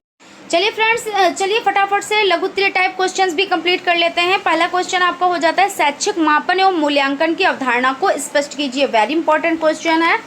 तो इसमें क्या है, शिक्षा के अंतर्गत यदि छात्र की योग्यता विशेषताओं की मात्रा को गणितीय इकाइयों में निर्धारित करते हैं तो वो शैक्षिक मापन कहलाता है। देखिए कितनी बार ये चीज़ बता चुके हैं कि जो गणितीय जैसे 60%, 50 अंक, 60 छात्र, इस तरह से है। तो क्या है, गणितीय जब मापन में होता है यानी गणित से रिलेटेड है तो वो क्या है, शैक्षिक मापन कहलाता है। और सामान्यतः शैक्षिक मापन का तात्पर्य छात्रों के शैक्षिक उपलब्धि के संदर्भ में लिया जाता है, परंतु वास्तव में क्या होता है, शिक्षा के क्षेत्र में किए जाने वाले सभी मापन शैक्षिक मापन के अंतर्गत आते हैं। और छात्रों की शैक्षिक उपलब्धि के अंतर्गत इनकी बुद्धि, अभिरुचि, स्मृति, व्यक्तित्व, रुचि, अधिगम शैली आदि अनेक चरों का मापन किया जाता है। और छात्रों के अतिरिक्त अध्यापक वृंद, कर्मचारी वर्ग, अभिभावक गण, प्रशासक गण तथा समाज का सबुद्ध यानी प्रबुद्ध वर्ग आदि सभी शिक्षा प्रक्रिया से घनिष्ठ रूप से संबंधित होते हैं। ठीक है, यहाँ पे आपका हो गया। और यहाँ पे है मापन की अपेक्षा मूल्यांकन अधिक व्यापक है, यानी मापक से ज़्यादा जो मूल्यांकन है वो उसका क्षेत्र बड़ा है। और मापन के अंतर्गत किसी व्यक्ति अथवा वस्तु के गुणों अथवा विशेषताओं का वर्णन मात्र है। किसके अंतर्गत, तो मापन के अंतर्गत उसमें क्या होता है, उसके जो गुण होते हैं, उसकी जो विशेषता होती है, उसकी मात्रा का वर्णन किया जाता है। लेकिन मूल्यांकन के अंतर्गत क्या किया जाता है, उस व्यक्ति अथवा वस्तु के गुणों और विशेषताओं को वांछनीयता पर दृष्टिपात किया जाता है। और मापन वास्तव में मूल्यांकन का एक अंग मात्र है। मापन क्या है, मूल्यांकन का एक अंग है, ठीक है, क्योंकि जो मूल्यांकन है उसका क्षेत्र बहुत ही बड़ा है। उसमें क्या होता है, मूल्यांकन आप करते हो, जैसे रोज का रोज करते हो, आप मंथली करते हो, आप 6 मंथली करते हो, आप एनुअल करते हो, तो ये सभी चीज़ें हो जाती है। तो मूल्यांकन का जो अंग हो जाता है वो मापन होता है, और जिससे मापन से प्राप्त परिणामों की वांछनीयता क्या होती है, तो वांछनीयता रहती है। और कुलिन व हन्ना के अनुसार छात्रों के व्यवहार में विद्यमान विद्यालय द्वारा लाए गए परिवर्तनों के विषय में परमाणु के संकलन और उसकी व्याख्या करने की प्रक्रिया ही मूल्यांकन कहलाती है। तो इस तरह से आप एक आध से मतलब परिभाषाएं भी ज़रूर याद कर लीजिए, क्योंकि जो आप लघु उत्तरीय टाइप क्वेश्चंस लिखते हैं तो उसको थोड़ा सा एक्सप्लेन करना रहता है। भाई लघु उत्तरीय 2 नंबर का क्वेश्चन है तो थोड़ा सा तो आपको करना ही रहेगा, है ना। चलते हैं हम लोग अगले क्वेश्चन की तरफ। आपका क्वेश्चन हो जाता है मूल्यांकन का क्या उद्देश्य। तो उद्देश्य क्या होता है, मूल्यांकन आखिर किया क्यों जाता है। तो ज्ञान की जांच एवं विकास की जानकारी, बिल्कुल भाई मूल्यांकन हम इसीलिए तो करते हैं बच्चों का कि बच्चों को कितना ज्ञान हुआ है, उसका कितना विकास हुआ है, उसकी हमको जानकारी मिलना है ना। अधिगम की प्रेरणा, यानी बच्चा क्या करता है जब उसकी जांच होती है, ये भी हम देखते हैं कि हाँ बच्चे ने कितना सीखा है, तो उसको क्या मिलता है, सीखने की प्रेरणा भी मिलती है। यानी मापन और मूल्यांकन द्वारा अधिगम को प्रेरित किया जाता है और पूर्व निर्धारित उद्देश्यों तक पहुँचने का प्रयास भी किया जाता है। व्यक्तिगत भिन्नताओं की जानकारी, इसमें जो अंतर होता है बच्चों में, कैसे क्या मतलब व्यक्तिगत अंतर कैसे है, कोई जल्दी सीखता है, कोई देर में सीखता है, तो इसकी जानकारी हमें प्राप्त हो जाती है। निदान भी होता है भाई, निदान वही चीज़ कि भाई उसमें क्या प्रॉब्लम है बच्चे में, तभी तो पता चलेगा जब आप उसकी जांच करेंगे। तो मतलब ये हो जाता है कि जब मूल्यांकन आप करेंगे तभी तो आपको पता चलेगा उसमें प्रॉब्लम है, और जब प्रॉब्लम है तभी आप क्या करेंगे, उसका उपचार करेंगे। और शिक्षण की प्रभावशीलता का ज्ञान ज्ञात करना, यानी शिक्षण जो है वो प्रभावशाली है या नहीं, तो उसका भी तो ज्ञान आप करेंगे ना। क्यों, क्योंकि भाई अगर प्रभावशाली है तो बच्चे ने सीखा है, नहीं अच्छी है तो बच्चा कुछ सीख ही नहीं पाया है। तो इस तरह से हो जाता है। भी बहुत सी चीज़ें हैं, मगर आप इतना लिख देंगे इनफ होगा। और सामाजिक दृष्टिकोण से मूल्यांकन की आवश्यकता स्पष्ट कीजिए। भाई सामाजिक दृष्टिकोण क्या है, समाज में रहने वाले व्यक्तियों को सोचने विचारने का ढंग है। ये विचार एक दूसरे से प्रति सकारात्मक व नकारात्मक दोनों हो सकते हैं। समाज गत्यात्मक होता है, सामाजिक संबंधों के द्वारा ही समाज का निर्माण होता है और उसके पारस्परिक संबंध व्यवस्थित होने चाहिए। सुव्यवस्थित ढंग से स्थापित संबंध एक प्रकार की व्यवस्था का निर्माण करते हैं, इसे ही समाज कहते हैं। भाई समाज में क्या है, बच्चा क्या है, समाज एक भाई हम सभी एक क्या है, सामाजिक प्राणी है। समाज में रहना पसंद करते हैं, समाज में उठना बैठना पसंद करते हैं, उनके साथ बातचीत करना पसंद करते हैं। भाई सभी लोग और सभी एक दूसरे की यानी ज़रूरतें हैं और सभी एक दूसरे की ज़रूरतों को पूरा करते हैं, है ना। तो ये चीज़ हो जाती है। शिक्षा की व्यवस्था समाज की आवश्यकताओं, आकांक्षाओं, आदर्शों को आधार मानकर की जानी चाहिए। शिक्षा द्वारा बालकों में सामाजिक गुणों का और सामाजिक भावनाओं का विकास किस हद तक हो रहा है, इसके लिए मूल्यांकन की आवश्यकता पड़ती है। शिक्षा का उद्देश्य व्यक्ति को सामाजिक कुशलता प्राप्त करके सामाजिक वातावरण से समायोजन करने की योग्यता प्रदान करना है। और शिक्षा का एक कार्य यह है कि वह मनुष्य को यह सिखाए कि व्यक्तिगत हितों की अपेक्षा सार्वजनिक हितों को प्रधानता दी जाए। प्रत्येक समाज में नैतिकता का व्यवहार आवश्यक होता है, क्योंकि इसके द्वारा ही मनुष्य का आचरण अच्छा होता है। यानी जब हम शिक्षा सीखते हैं, यानी हम शिक्षा ग्रहण करते हैं, तो हमारे व्यवहार में परिवर्तन होता है। हम सामाजिकता सीखते हैं, हम नैतिकता सीखते हैं। क्यों, क्योंकि कुछ देखो ऐसे होते नहीं बंदे की, कुछ लोग बहुत ज़्यादा पढ़े लिखे होते हैं, वेल क्वालिफाइड होते हैं, लेकिन कैसे होते हैं, उनकी सोच बहुत ही छोटी होती है। आपके आसपास भी होंगे। तो क्या होता है कि जो शिक्षा होती है वो हमें क्या करती है, हमारे नैतिक गुणों में विकास करती है, हमें नैतिकता का पाठ पढ़ाती है, हमारे व्यवहार में परिवर्तन करती है। ऐसा नहीं है हम हर एक शख्स से अगर वो हमसे अच्छे से भी पेश आ रहा है तब भी हम उससे बुरे से पेश आ रहे हैं, हमारी वो हमेशा तारीफ़ कर रहे हैं, हमारे हमेशा वो हेल्प कर रहे हैं, मगर हम उसके साथ क्या कर रहे हैं, हम उसके साथ कभी हेल्प ही नहीं कर रहे हैं। वो अगर परेशानी में, उसको हम और परेशानी में डाल देते हैं, तो वो हमारा क्या है, वो हमारी नैतिकता नहीं है। तो इस तरह से आप अच्छे से लिखेंगे। बाकी चलते हैं फटाफट से हम लोग इसको, देखिए बहुत ही फास्टली हम लोग स्पीड के साथ इसको हम कंप्लीट करेंगे, क्योंकि चीज़ें वो चीज़ें बताएंगे जो चीज़ें आपको लिखनी है। ऐसा नहीं पूरा पोथी हम लेकर बैठ गए और उसके बाद आपका टाइम भी वेस्ट हुआ और चीज़ें भी समझ में नहीं आई, ठीक है। तो मापन एवं मूल्यांकन में अंतर स्पष्ट कीजिए। भाई मापन क्या है, मापन का क्षेत्र जो है वो संकुचित है यानी छोटा है, और मूल्यांकन का क्षेत्र बहुत बड़ा है। और मापन क्या है, एक सामान्य शब्द है, और मूल्यांकन एक तकनीकी शब्द है। मापन एक क्या है, साधन है, मूल्यांकन अपने आप में एक साध्य है। मतलब भाई क्या है, मूल्यांकन से ही मापन बना है। तो यानी ये क्या है, इसका क्षेत्र छोटा है और मूल्यांकन का क्षेत्र क्या है, बड़ा है, बहुत बड़ा है। मापन का कार्य साक्ष्यों का एकत्रीकरण करना है और मूल्यांकन का कार्य साक्ष्यों के आधार पर निष्कर्ष निकालना है। यानी निष्कर्ष निकालना कि इस बच्चे को, जैसे भाई एनुअल एग्जाम किया जाता है, फिर उसके बाद रिजल्ट दिया जाता है कि बच्चे को अगली कक्षा में भेजना है या नहीं भेजना है, निष्कर्ष निकाल दिए जाते हैं, है ना। मापन पाठ्य वस्तु केंद्रित होता है, मूल्यांकन उद्देश्य केंद्रित होता है। मापन क्या होता है कि भाई पाठ्य वस्तु में जो चीज़ पढ़ाई गई कि बच्चे को इतना अंक मिला, ये चीज़ है, या ये जो पेड़ है वो कितने सेंटीमीटर है, कितने इंच का है, ये सब चीज़ें किस में आती है, तो मापक में आती हैं। और मूल्यांकन का मतलब ये होता है, मूल्यांकन उद्देश्य केंद्रित है, उसमें उद्देश्य है कि बच्चों को हमें सिखाना है तो सिखाना है ना। रोज़ हम उसका क्या करेंगे, मूल्यांकन करेंगे तो बच्चा सीखेगा और उसके बाद लास्ट में हम क्या करेंगे, निष्कर्ष निकालेंगे। तो मापन किसी भी समय किया जा सकता है और मूल्यांकन मापन के बाद ही किया जा सकता है। और मापन के आधार पर भविष्यवाणी सार्थकता के आधार पर की जा सकती है और मूल्यांकन के आधार पर भविष्यवाणी सार्थकता के आधार पर यानी यहाँ पे नहीं की जा सकती और यहाँ पे यानी जो आपका मापन हो जाता है वहाँ पे नहीं की जा सकती और मूल्यांकन में की जा सकती है। परीक्षण और मापन में क्या अंतर है, तो परीक्षण यहाँ पे देखिए बहुत ज़्यादा इंपॉर्टेंट क्वेश्चन हो जाता है ये। मापन व्यवहार की विभिन्नताओं का यथार्थ मापन एवं मूल्यांकन जिस साधन उपकरण के माध्यम से किया जाता है परीक्षण कहलाता है। परीक्षण एक व्यापक शब्द है, यह विद्यालय द्वारा विद्यालय पद्धति में मूल्यांकन करने वाली प्रक्रियाओं को क्रम में लागू करने वाली किसी सुसंगठित योजना की ओर संकेत करता है। इसमें परीक्षाओं का चयन, प्रशासन, अंकन तथा व्याख्या सम्मिलित करती है। परीक्षण वह वस्तुनिष्ठ एवं मानकीकृत साधन है जिसके द्वारा संपूर्ण मानव व्यवहार के विभिन्न पक्षों, योग्यताओं, उपलब्धियों, क्षमताओं, रुचियों, व्यक्तित्व संबंधी विशेषताओं का मात्रात्मक एवं गुणात्मक अध्ययन किया जाता है। क्योंकि बच्चे का क्या किया जाता है, मात्रात्मक भी अध्ययन किया जाता है और गुणात्मक अध्ययन भी किया जाता है, दोनों तरह से किया जाता है। परीक्षण और मापन में अंतर क्या है, परीक्षण क्या है, परीक्षण के माध्यम से व्यक्ति विशेष के विषय में ज्ञान किया जाता है। यानी क्या है कि परीक्षण के माध्यम से व्यक्ति विशेष के विषय में ज्ञान किया जाता है और मापन से मापन में किसी सामान्य प्रश्न का उत्तर देने का प्रयास किया जाता है। परीक्षण का क्षेत्र कैसा होता है, तो संकुचित यानी छोटा होते हैं और मापन का प्रयोग व्यापक रूप से विभिन्न मनोवैज्ञानिक शोध कार्यों में किया जाता है। परीक्षण का संबंध मानसिक तथा मनोवैज्ञानिक गुणों से होता है और मापन का संबंध केवल भौतिक गुणों से होता है। परीक्षण का प्रयोग स्वयं उपकरण के रूप में किया जाता है और मापन में भौतिक एवं मानसिक दोनों प्रकार के गुणों की आवश्यकता होती है। और परीक्षण में विभिन्न प्रकार के पदों को मानवीकृत करके प्रयोग में लाया जाता है और मापन में वस्तुओं को नियमानुसार संख्यात्मक रूप प्रदान कर परिभाषित किया जाता है। सतत एवं व्यापक मूल्यांकन की अवधारणा को स्पष्ट करते हुए इनका महत्व बताएं तो सतत एवं व्यापक मूल्यांकन, सतत यानी लगातार, व्यापक मतलब बड़े क्षेत्र में। तो कक्षोन्नति का प्रमुख साधन वार्षिक परीक्षा तथा उसके परिणाम होते हैं। भाई जब कक्षा कब बदलती है, जब वार्षिक परीक्षा होती है, उसके बाद परिणाम घोषित किए जाते हैं, उसके बाद क्या होता है, कक्षा बदलती है ना।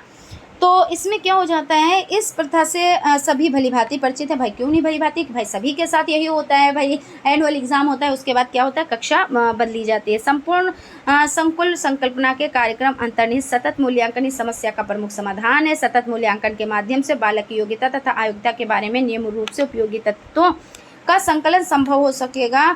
इन तथ्यों का प्रयोग ऐसे उपचारात्मक शिक्षण यंत्र तथा समृद्ध शिक्षण के रूप में किया जा सकेगा जिससे कि बालकों के व्यक्तित्व के विभिन्न पहलुओं का अधिकतम विकास किया जा सके और शिक्षा के लक्ष्यों को प्राप्त किया जा सके। इस फीडबैक से न केवल विद्यार्थी को मापन, वर्गीकरण एवं परमाणीकरण में सहायता मिलेगी अपितु उसकी कार्यकुशलता एवं सफलता के स्तर को सुधारने तथा इस प्रकार के रचनात्मक मूल्यांकन के द्वारा उसके अधिकतम विकास की व्यवस्था को सक्षम बनाया जा सकेगा।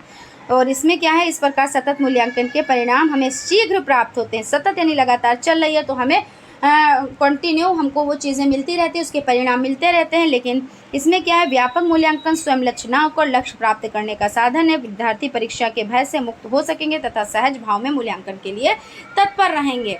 तो इसका मतलब ये हो जाता है कि जो मूल्यांकन होते हैं और जो मापन होते हैं तो ये क्यों होते हैं, बच्चों के बारे में हमें जानने के लिए कि बच्चे ने कितना ग्रोथ किया है या अगर ग्रोथ नहीं कर रहा है वो आखिर क्यों नहीं कर रहा है, प्रॉब्लम कहाँ पे है ना, समस्या कहाँ पे है। तो ये चीज़ है। व्यापक मूल्यांकन का मतलब शिक्षा जीवन पर्यंत चलने वाली एक प्रक्रिया है जो मानव जीवन के सभी पक्षों को प्रभावित करती है। बिल्कुल सही है, बिल्कुल सभी पक्षों को ही प्रभावित करती है। शिक्षा बालक के अधिगम को किसी न किसी रूप में प्रभावित करने वाले स्थूल सूक्ष्म, स्थूल मतलब बड़े, सूक्ष्म मतलब छोटे, प्रत्यक्ष अप्रत्यक्ष, दिखने वाले नहीं दिखने वाले, ज्ञात अज्ञात, जान रहे हैं उनको भी, नहीं जान रहे हैं उनको भी, अनेकों पक्ष जिनका मूल्यांकन करना व्यापक मूल्यांकन कहलाता है। और इस मूल्यांकन के द्वारा निर्णय लिया जा सकता है कि कौन से तत्व छात्र के अंदर अच्छे हैं और कौन से बुरे हैं, तथा इन तत्वों का छात्र के विकास में क्या योगदान है। शैक्षिक क्षेत्र में किसी बालक का मूल्यांकन करते समय उसके वातावरण तथा सामाजिक पृष्ठभूमि व उसकी शारीरिक क्षमता को समझकर ही व्यापक मूल्यांकन किया जा सकता है। दक्षता आधारित मूल्यांकन से क्या तात्पर्य है? तो दक्षता आधारित मूल्यांकन का अर्थ है शिक्षार्थियों की दक्षता पर आधारित न्यूनतम अधिगम आकलन और विशेष विश्लेषण करना, जिससे शिक्षार्थियों की दक्षता एवं ग्राहकता को सुनिश्चित किया जा सके। जैसे प्राथमिक स्तर की कक्षाओं में छात्रों को 1 से 100 तक की गिनतियों का अभ्यास कराते हैं, उन छात्रों में निम्नांकित दक्षताएं देखी जा सकती हैं। संख्याओं की पहचान करना, संख्याओं की धारणा, संख्याओं को लिखने का निश्चित क्रम, इस तरह से आप लिख देंगे, ठीक है। और बहुत लेंदी, हम बार बार आप लोगों को समझाते हैं, बहुत लेंदी लिखने की कोशिश ना करिएगा, क्योंकि बहुत लेंदी में ये होता है 2 क्वेश्चन लिखे 2 क्वेश्चन का छूट, ऐसा ना करिएगा भाई। सब लोग बहुत अच्छे से लिखिएगा, सारे क्वेश्चंस आप सोल्व करके आइएगा। मूल्यांकन के विभिन्न पक्ष कौन कौन से हैं? तो संज्ञानात्मक पक्ष, संज्ञानात्मक पक्ष का मतलब किससे होता है? संज्ञानात्मक बुद्धि से होता है ना। तो इसमें ज्ञान, बोध, प्रयोग, विश्लेषण, संश्लेषण, मूल्यांकन, ज्ञान, बोध, प्रयोग, विश्लेषण, संश्लेषण तथा मूल्यांकन के ये 6 वर्ग आपस में जुड़े हैं। यानी ज्ञान के बाद ही बोध की प्राप्ति होती है, ज्ञान और बोध के बाद प्रयोग की, और ज्ञान बोध तथा प्रयोग के बाद विश्लेषण की, ज्ञान बोध प्रयोग तथा विश्लेषण के बाद संश्लेषण की, और 5 के बाद अंत में मूल्यांकन की समझ विकसित होती है। ब्लूम के ज्ञानात्मक पक्ष के उपरोक्त 6 उद्देश्यों को निम्न प्रकार प्रस्तुत किया जा सकता है। KCAASE, इसको आप याद कर लीजिएगा, ठीक है, इसको आप ध्यान दीजिएगा। कक्का से, देखिए कक्का इसको कहेंगे के और सी, कक्का से, SE, कक्का से याद करेंगे तो ये ब्लूम का क्या हो जाएगा? ब्लूम के ज्ञानात्मक पक्ष के 6 उद्देश्य हो जाएंगे। इसमें आप देख सकते हैं, सबसे पहले आपने देखे संज्ञानात्मक पक्ष, अब भावात्मक पक्ष। तो भावात्मक पक्ष में क्या होता है? देखिए संज्ञानात्मक पक्ष किससे होता है? तो बुद्धि से होता है। और भावात्मक पक्ष किससे होता है? तो भावात्मक पक्ष का वर्गीकरण कॉथवल, ब्लूम तथा मासिया ने 1964 ईस्वी में किया। इसमें वे सभी शैक्षिक उद्देश्य निहित हैं जिनका संबंध बालक की रुचि, अभिरुचि तथा संवेगों से है। इसमें किससे है? तो रुचि, अभिरुचि और संवेग भावात्मक में, और किसमें? अभी देखिए संज्ञानात्मक में तो बुद्धि से, भावात्मक में तो रुचि संवेग से। ब्लूम का कहना है शैक्षिक उद्देश्यों के वर्गीकरण में भावात्मक पक्ष का बहुत महत्व है। जब बालक के अंदर किसी नई रुचि का जन्म होता है तब उसके द्वारा सीखे गए व्यवहार के साथ प्रिय या अप्रिय भाव दृष्टिगोचर होते हैं, तो यह परिवर्तन उसके भावात्मक पक्ष से संबंधित माना जाता है। तो आप बहुत छोटे भाव में समझिए कि रुचि अभिरुचि से होता है भावात्मक, और ज्ञानात्मक यहाँ पे आपका हो जाता है क्या? संज्ञानात्मक पक्ष बुद्धि से होता है। ये चीज़ आप याद रखिए, ठीक है। और उसके बाद यहाँ पे आपका हो जाता है नेक्स्ट क्वेश्चन। अभी यहाँ पे थोड़ा सा देखिए, यहाँ पे 3 पढ़ना है। देखिए एक सबसे पहले आपका हो जाता है यहाँ पे एक संज्ञानात्मक पक्ष, फिर भावात्मक पक्ष, और उसके बाद कौशलात्मक पक्ष भी आपको पढ़ना है। इसमें 3 होते हैं। तो इस क्षेत्र में क्या होता है? कौशलात्मक पक्ष में क्या होता है कि इस क्षेत्र की टैक्सोनॉमी में शारीरिक एवं क्रियात्मक कौशलों पर बल दिया जाता है। किस पर बल दिया जाता है? तो शारीरिक और क्रियात्मक कौशलों पर। और इस क्षेत्र की टैक्सोनॉमी अभी ज़्यादा विकसित नहीं है। सिम्पसन और क्विलन ने इस पक्ष को वर्गीकृत करने का प्रयास किया, ठीक है। तो इसमें कौन कौन से हो जाते हैं? तो आप लोग इसको याद रखिएगा, संज्ञानात्मक, भावात्मक और कौशलात्मक, ये 3 हो जाते हैं। उसमें सबसे पहला हो जाता है संज्ञानात्मक। इसको देखिए कई बार रिपीट कर दिया है, लेकिन ये बहुत ज़्यादा इंपॉर्टेंट है। आप लोग समझ सकते हो कितना इंपॉर्टेंट है, इसलिए हम बार बार इसको रिपीट कर रहे हैं। तो संज्ञानात्मक का बुद्धि से हो जाता है, और भावात्मक में रुचि, अभिरुचि और संवेगों से हो जाता है, और कौशलात्मक में शारीरिक एवं क्रियात्मक कौशलों पर बल दिया जाता है, ठीक है। अब चलते हैं हम लोग अगले क्वेश्चन की तरफ। क्वेश्चन आपका हो जाता है बालक के भावात्मक पक्ष का वर्गीकरण कीजिए। तो अभी आपने पढ़ा ना भावात्मक पक्ष तो किससे होता है? रुचि, अभिरुचि, है ना। तो यहाँ पे भावात्मक पक्ष जो हो जाता है मानव प्रकृति का दूसरा महत्वपूर्ण पक्ष भावनाओं से संबंधित होता है। इसके अंतर्गत रुचि, पसंदगी, नापसंदगी और मूल्य एवं अभिवृत्तियां सम्मिलित है। भावात्मक पक्ष सामान्य आग्रहण से शुरू होकर चयनित घटनाओं द्वारा चरित्र की जटिल लेकिन अंतःकरण विशेषताओं के निर्माण पर समाप्त होती है। देखिए वही चीज़ें, कोई चीज़ हमें पसंद है, कोई चीज़ हमें नहीं पसंद है, हमें रुचि है यानी उसमें इंटरेस्ट है, नहीं इंटरेस्ट है, तो हमारा ये भावात्मक पक्ष कहलाता है। इसमें आग्रहण या ध्यान देना, अनुक्रिया करना, अनुमूल्यन करना, व्यवस्थापन करना, चारित्रीकरण करना, ये सभी हो जाता है। रचनात्मक मूल्यांकन क्यों आवश्यक है, स्पष्ट कीजिए। तो रचनात्मक मूल्यांकन जो हो जाता है तो वो किससे संबंधित है? तो रचनात्मक मूल्यांकन अल्पकालिक निर्णयों को लेने में सहायक होता है। किसमें? तो अल्पकालिक निर्णय, जबकि योगात्मक मूल्यांकन दीर्घकालिक निर्णय को लेने में सहायक होता है। अल्पकालिक निर्णय यानी कम, छोटा, अल्प मतलब होता है छोटा यानी कम, तो रचनात्मक मूल्यांकन अल्पकालिक निर्णय जो आप निर्णय ले रहे हैं उसमें सहायक होता है। जैसे कोई भी आपने निर्णय लिया कि हमें ये करना है, तो उसमें क्या होता है कि अल्पकालिक निर्णय, और जो आपका हो जाता है योगात्मक, इसमें क्या होता है दीर्घकालिक यानी लंबा, बहुत बड़ा, है ना, तो दीर्घकालीन निर्णय को लेने में सहायक होता है। उदाहरण, रचनात्मक मूल्यांकन में अध्यापक कक्षा में शिक्षण करते समय शिक्षण प्रश्नों को पूछकर छात्रों के विषय में जानकारी प्राप्त करता है तथा तद अनुरूप अपनी शिक्षण शैली में तुरंत परिवर्तन कर लेता है। लेकिन जैसे बच्चे को इंटरेस्ट नहीं आ रहा, तो शिक्षण ने क्या किया, पहले उसके बारे में जान लिया और उसके बाद में क्या किया, अपनी जो शैली है उसको उसने क्या किया, तुरंत से चेंज कर दिया कि बच्चों को अगर इस तरह से समझ में नहीं आ रहा है तो हम दूसरे तरीके से बताएंगे जिसमें बच्चे को समझ में आना चाहिए। योगात्मक मूल्यांकन में छात्रों में समग्र मूल्यांकन के आधार पर उन्हें अगली कक्षा में प्रोन्नति प्रदान करने संबंधी दीर्घकालीन निर्णय लिए जाते हैं। ठीक है, उसके बाद चलते हैं हम नेक्स्ट चलते हैं। रचनात्मक मूल्यांकन के अंतर्गत अध्यापक अथवा मूल्यांकनकर्ता शैक्षिक कार्यक्रम में प्रत्येक अंग, शिक्षण विधि, पाठ्यक्रम, शिक्षण सामग्री का मूल्यांकन करने के साथ उनके निर्माण में सक्रिय भूमिका अदा करते हैं, जबकि योगात्मक मूल्यांकन में अध्यापक शैक्षिक मूल्यांकन के निर्माण में कार्य नहीं करता है, बल्कि उसके प्रतिफल के रूप में छात्र उपलब्धि का मूल्यांकन करता है। इससे शैक्षिक कार्यक्रम की प्रभावकारिता एवं सार्थकता के विषय में जानकारी होती है। ठीक है, रचनात्मक मूल्यांकन एवं आकलित मूल्यांकन की तुलना कीजिए। अब तुलना कर देते हैं भाई इसकी।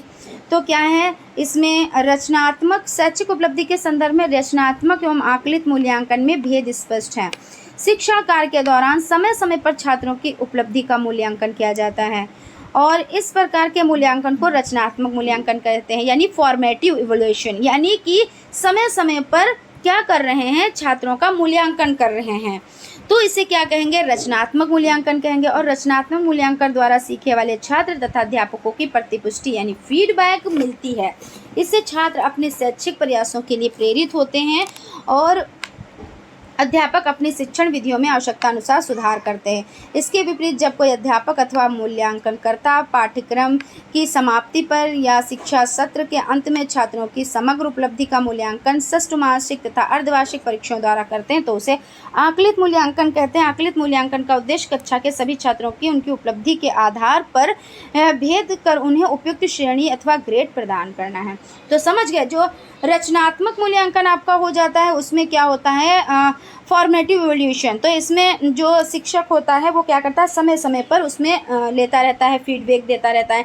लेकिन जो आकलित मूल्यांकन है, समेटिव इवैल्यूएशन है, उसके अंतर्गत क्या होता है, वो बच्चों को ग्रेड प्रदान करता है और अगली कक्षा में भेजता है।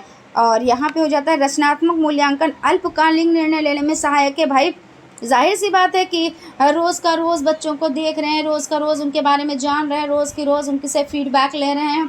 और योगात्मक में भाई वो लॉन्ग प्रोसेस हो जाता है, क्योंकि उसमें क्या हो, उन्नति का एक सबब बन जाता है ये कि बच्चे को आगे बढ़ाना है, नहीं उसको कौन सा ग्रेड देना है, कैसा परीक्षा फल उसके लिए बनाना है, तो ये योगात्मक में आता है।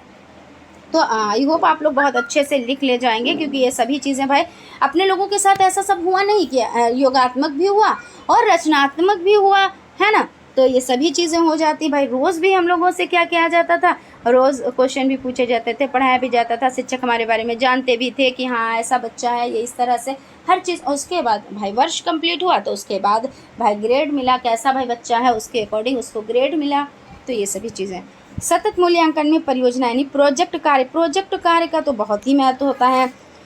सतत यानी लगातार जो आपका चल रहा है, सतत मूल्यांकन यानी लगातार मूल्यांकन चल रहा है, तो यह किसी उद्देश्य को निर्धारित समय सीमा के अंतर्गत संपादित किए जाने वाली गतिविधि क्रियाकलाप है। इस परियोजना से श्रम करने और संग्रह करने, आंकड़ों का विश्लेषण करने और संख्या करने जैसी शक्तियों को उभारा और मापा जाता है। परियोजना निर्माण को विद्यालय के आसपास के क्षेत्र से संबंधित होगा। समूह परियोजना बनवाने से बच्चों का परस्पर सहयोग, अनुभाग बांटने एवं एक दूसरे से जानकारी हासिल करने जैसी शक्तियों का आकलन कर सकते हैं तथा प्रजातांत्रिक मूल्यों की स्थापना भी सक्रिय रूप से कर सकते हैं। प्रश्न पत्र निर्माण प्रक्रिया को समझाएं तो इसमें क्या होता है भाई, प्रश्नों की शब्दावली निश्चित होनी चाहिए, बिल्कुल सही बात है।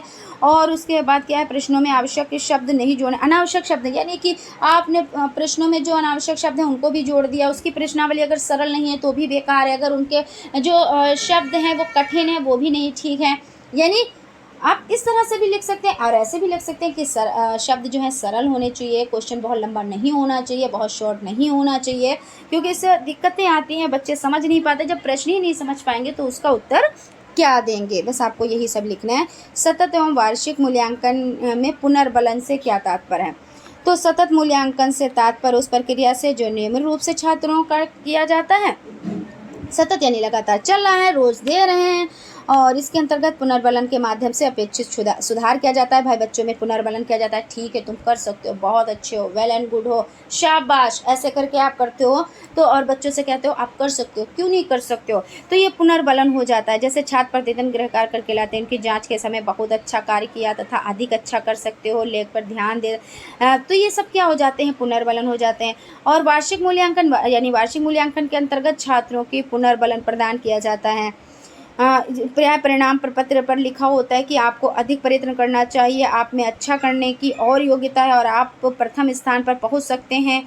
इस प्रकार के वाक्यों से छात्रों में पुनर्बलन प्राप्त होता है। तो बिल्कुल सही बात है, क्योंकि छात्रों में ये चीज़ हो जाती है, आप लिख देते हो तो हाँ वो छात्र समझता है कि हमें ये योग्यता है, हमारे टीचर ने देखा है, तो हमें और भी अधिक परिश्रम करना चाहिए, अधिक मेहनत हमको करनी चाहिए। तो सतत इतना आप समझ लें, सतत क्या होता है और वार्षिक मूल्यांकन क्या होता है। तो जो वर्ष के अंत में लिया जाता है, यानी जब हम लोगों का रिजल्ट दिया जाता है एनुअल एग्ज़ाम के बाद, वो होता है। और सतत यानी जो हमसे रोज़ का रोज़ पढ़ाया जाता है और उससे फीडबैक लिया जाता है, वो होता है। बस इतना है, बस आप अपनी भाषा में उसको उठा के लिख दें फटाफट से, कोई दिक्कत नहीं है। और बालक के भावात्मक पक्ष का वर्गीकरण ब्लूम के किस प्रकार किया है, तो आपको पता है, देखिए फिर से क्वेश्चन आ गया है कि भावात्मक पक्ष किससे होता है। तो भावात्मक पक्ष आपका रुचि, अरुचि, पसंदगी, नापसंदगी से होता है। तो आपको बस यही लिखना है। और इसमें आग्रहण या ध्यान देना, अनुक्रिया, अनुमूलन, व्यवस्थापन, चरित्रीकरण, ये सभी आपको इसमें लिख देना है। और बहुत ही इजी है भाई। जो संज्ञानात्मक पक्ष है वो बुद्धि से है, और भावात्मक पक्ष है वो रुचि, अभिरुचि, पसंद नापसंद से है ना। तो इस तरह से होता है ज्ञानात्मक, भावात्मक, और उसके बाद हमने आपको क्या बताया था, कौशलात्मक। और कौशलात्मक में क्या है, शारीरिक एवं क्रियात्मक कौशलों पर बल दिया जाता है। प्रतिमान संदर्भित तथा कसौटी संदर्भित परीक्षण में क्या अंतर है, तो इसमें समझ लेते हैं कसौटी संबंधित परीक्षण और प्रतिमान। तो कसौटी संबंधित में क्या है कि इसमें सीखने वाले छात्र की उपलब्धि का वांछित स्तर पहले से ही निश्चित कर लिया जाता है। जो कसौटी संदर्भित परीक्षण होता है, इसमें क्या होता है, पहले से ही बना लिया जाता है, निश्चित कर लिया जाता है, जिसे कसौटी कहते हैं। और प्रतिमान संदर्भित परीक्षण, इसमें उपलब्धि का प्रतिमान निश्चित किया जाता है, जो जनसंख्या से चुने प्रतिदर्श के प्राप्तांकों पर आधारित होता है। और इसमें देखिए आपका कौन सा पढ़ रहे हो, कसौटी में आप पढ़ सकते हो। इसमें छात्र की उपलब्धि का वांछित स्तर विशेष सामग्री के उद्देश्य के रूप में निर्धारित किया जाता है, और इसमें छात्र की उपलब्धि का स्तर मानक ही होता है, जो प्रतिदर्श के प्राप्तांकों का औसत प्रतिशत प्रमाणित विचलन टी स्कोर आदि निकालने पर प्राप्त होता है। तो इस तरह से आप इसको देख लें, आप अच्छे से कर ले जाएंगे। उम्मीद है बहुत ज़्यादा लॉन्ग नहीं लिखेंगे आप। मूल्यांकन की विशेषता बताएं तो मूल्यांकन क्या है, मूल्यांकन सतत भी होता है, व्यापक भी होता है। तो मूल्यांकन एक व्यापक शब्द है। मूल्यांकन कैसा है, व्यापक शब्द है, और यह एक अनवरत चलने वाली प्रक्रिया, यानी एक लगातार चलने वाली प्रक्रिया है। मूल्यांकन रोज़ रोज़ होता है, बहुत लंबा होता है, उसी के अंतर्गत सतत भी आता है, उसी में सब कुछ आ जाता है। है ना। तो इस तरह से हो जाता है। मूल्यांकन उद्देश्य केंद्रित प्रक्रिया है भाई, इसमें उद्देश्य भी तो होता है कि बच्चे ने कितना सीखा, कितना नहीं सीखा, क्या हमको सिखाना है, क्या बच्चा सीख चुका है, इस तरह से। यह संपूर्ण शैक्षिक व्यवस्था का अभिन्न है, बिल्कुल सही है। जब तक हमको बच्चों के बारे में जानेंगे नहीं, हम शिक्षा कैसे देंगे। मूल्यांकन मापक अथवा शिक्षा के हर पद या व्यवस्था पर एक नियंत्रण कार्य करता है। मूल्यांकन स्वयं मूल्यांकन को उन्नत करता है। उसके बाद है वस्तुनिष्ठ प्रकार के प्रश्नों का वर्णन करें। तो इसमें क्या होता है कि वस्तुनिष्ठ प्रकार के प्रश्न एकांतर या विकल्प वाले हो जाते हैं, बहुविकल्पीय प्रश्न हो जाते हैं, मिलान प्रश्न हो जाते हैं, वर्गीकरण प्रश्न हो जाते हैं, प्रत्यास्मरण में सरल प्रत्यास्मरण पद, रिक्त स्थानों की पूर्ति, ये सभी हो जाते हैं। सेमेस्टर पद्धति क्या होती है? सेमेस्टर पद्धति जैसे कि आप लोगों की चल रही है 6 मंथ की होती है, 2 ईयर्स में आपको 4 सेमेस्टर कंप्लीट करने हैं, यही तो होता है ना सेमेस्टर पद्धति। तो यहाँ पे हम देख लेते हैं, बस वही आप लिख देंगे और इसमें कुछ अलग से है ही नहीं। बाकी यहाँ पे भी देख लेते हैं। सतत मूल्यांकन की अवधारणा को ध्यान में रखते वर्तमान में उच्च शिक्षा, व्यावसायिक शिक्षा तथा प्रशिक्षण आदि में 6-6 माह की सेमेस्टर पद्धति को लागू किया गया, जैसे कि आप लोगों जो है बस वैसे ही सेम। प्रत्येक सेमेस्टर पूरा करने के बाद परीक्षा आयोजित की जाती है, जैसे कि आप लोगों की जा रही है 6 मंथ फर्स्ट सेमेस्टर, फिर 6 मंथ में सेकेंड सेमेस्टर, फिर 6 मंथ में थर्ड सेमेस्टर, फिर 6 मंथ में फोर्थ सेमेस्टर, आपका 2 ईयर्स में कंप्लीट हो जाएगा। सीमित पाठ्यक्रम होने के कारण छात्रों को अधिगम करने में आसानी रहती है, क्योंकि इसमें सीमित भाई पाठ्यक्रम यही तो है, आपको इतना सिलेबस पढ़ लेना है, इसी में से आपका आएगा, ऐसा नहीं है कहीं बाहर से नहीं आएगा, सिलेबस आपका निश्चित होता है। छात्र के किस स्तर पर कमी है? इस पद्धति में सेमेस्टर का परीक्षाफल निकालने का इंतजार ना करके तुरंत अगले सेमेस्टर की पढ़ाई प्रारंभ कर दी जाती है। जैसे क्या होता है कि रिजल्ट नहीं आता, रिजल्ट कब आता है? बहुत बाद में, और आपकी जो अगले सेमेस्टर की पढ़ाई है वो स्टार्ट करा दी जाती है ना। तो इस सेमेस्टर जो ये सेमेस्टर वाइज परीक्षा होती है, सेमेस्टर वाइज जो पढ़ाई होती है वो इस तरह से होती है, जो बस सेम आप लोगों के साथ जो हो रहा है बस वही आपको लिखना है। किस तरह से आपके 4 सेमेस्टर होते हैं, उसमें आपको कैसे किया जाता है, रिजल्ट नहीं आता उससे पहले आपकी पढ़ाई स्टार्ट हो जाती है ना। ये काहे के लिए? तो व्यवसायिक है ना भाई, आपको क्या शिक्षा चाहिए, आपको शिक्षा करके शिक्षा और आपको शिक्षक बनना है, एक सीट आपको चाहिए, इसीलिए तो आपने DLED BTC में एडमिशन लिया है ना।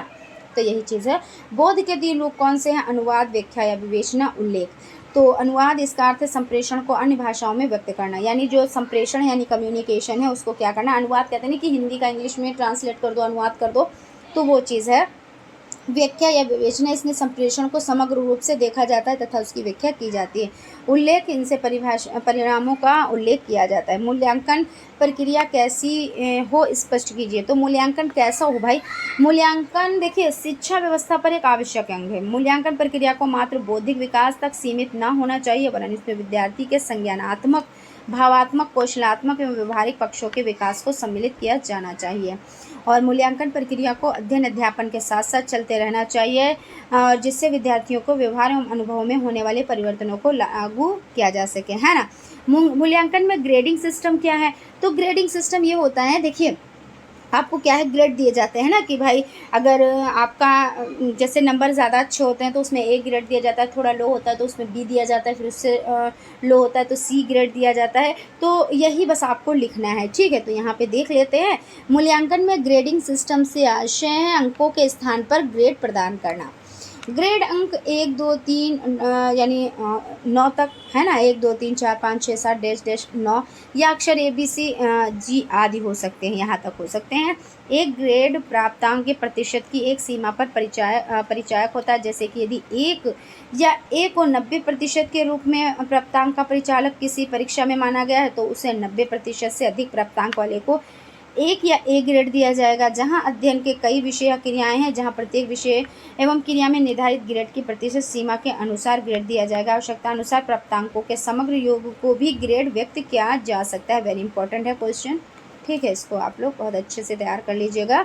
अंक 1 2 3 डॉट डॉट डॉट 9 आदि या अक्षर ABC डॉट डॉट G आदि हो सकते हैं। ग्रेड प्राप्तांक के प्रतिशत की एक सीमा का परिचायक होता है, जैसे कि एक वही चीज़ हो गई। यहाँ पे देखिए वही चीज़ है, बार बार इसको रिपीट करने से कोई फ़ायदा नहीं है।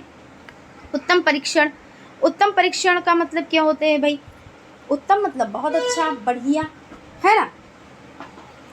तो किसी वस्तु को इसलिए अच्छा कहा जाता है जिससे उसके अच्छे गुण होते हैं भाई, जिसमें अच्छाई होती है उसी को तो अच्छा कहेंगे। अगर कोई चीज़ में अच्छाई नहीं है तो आप क्या एवी उसको अच्छा कह देंगे? ऐसा तो है नहीं।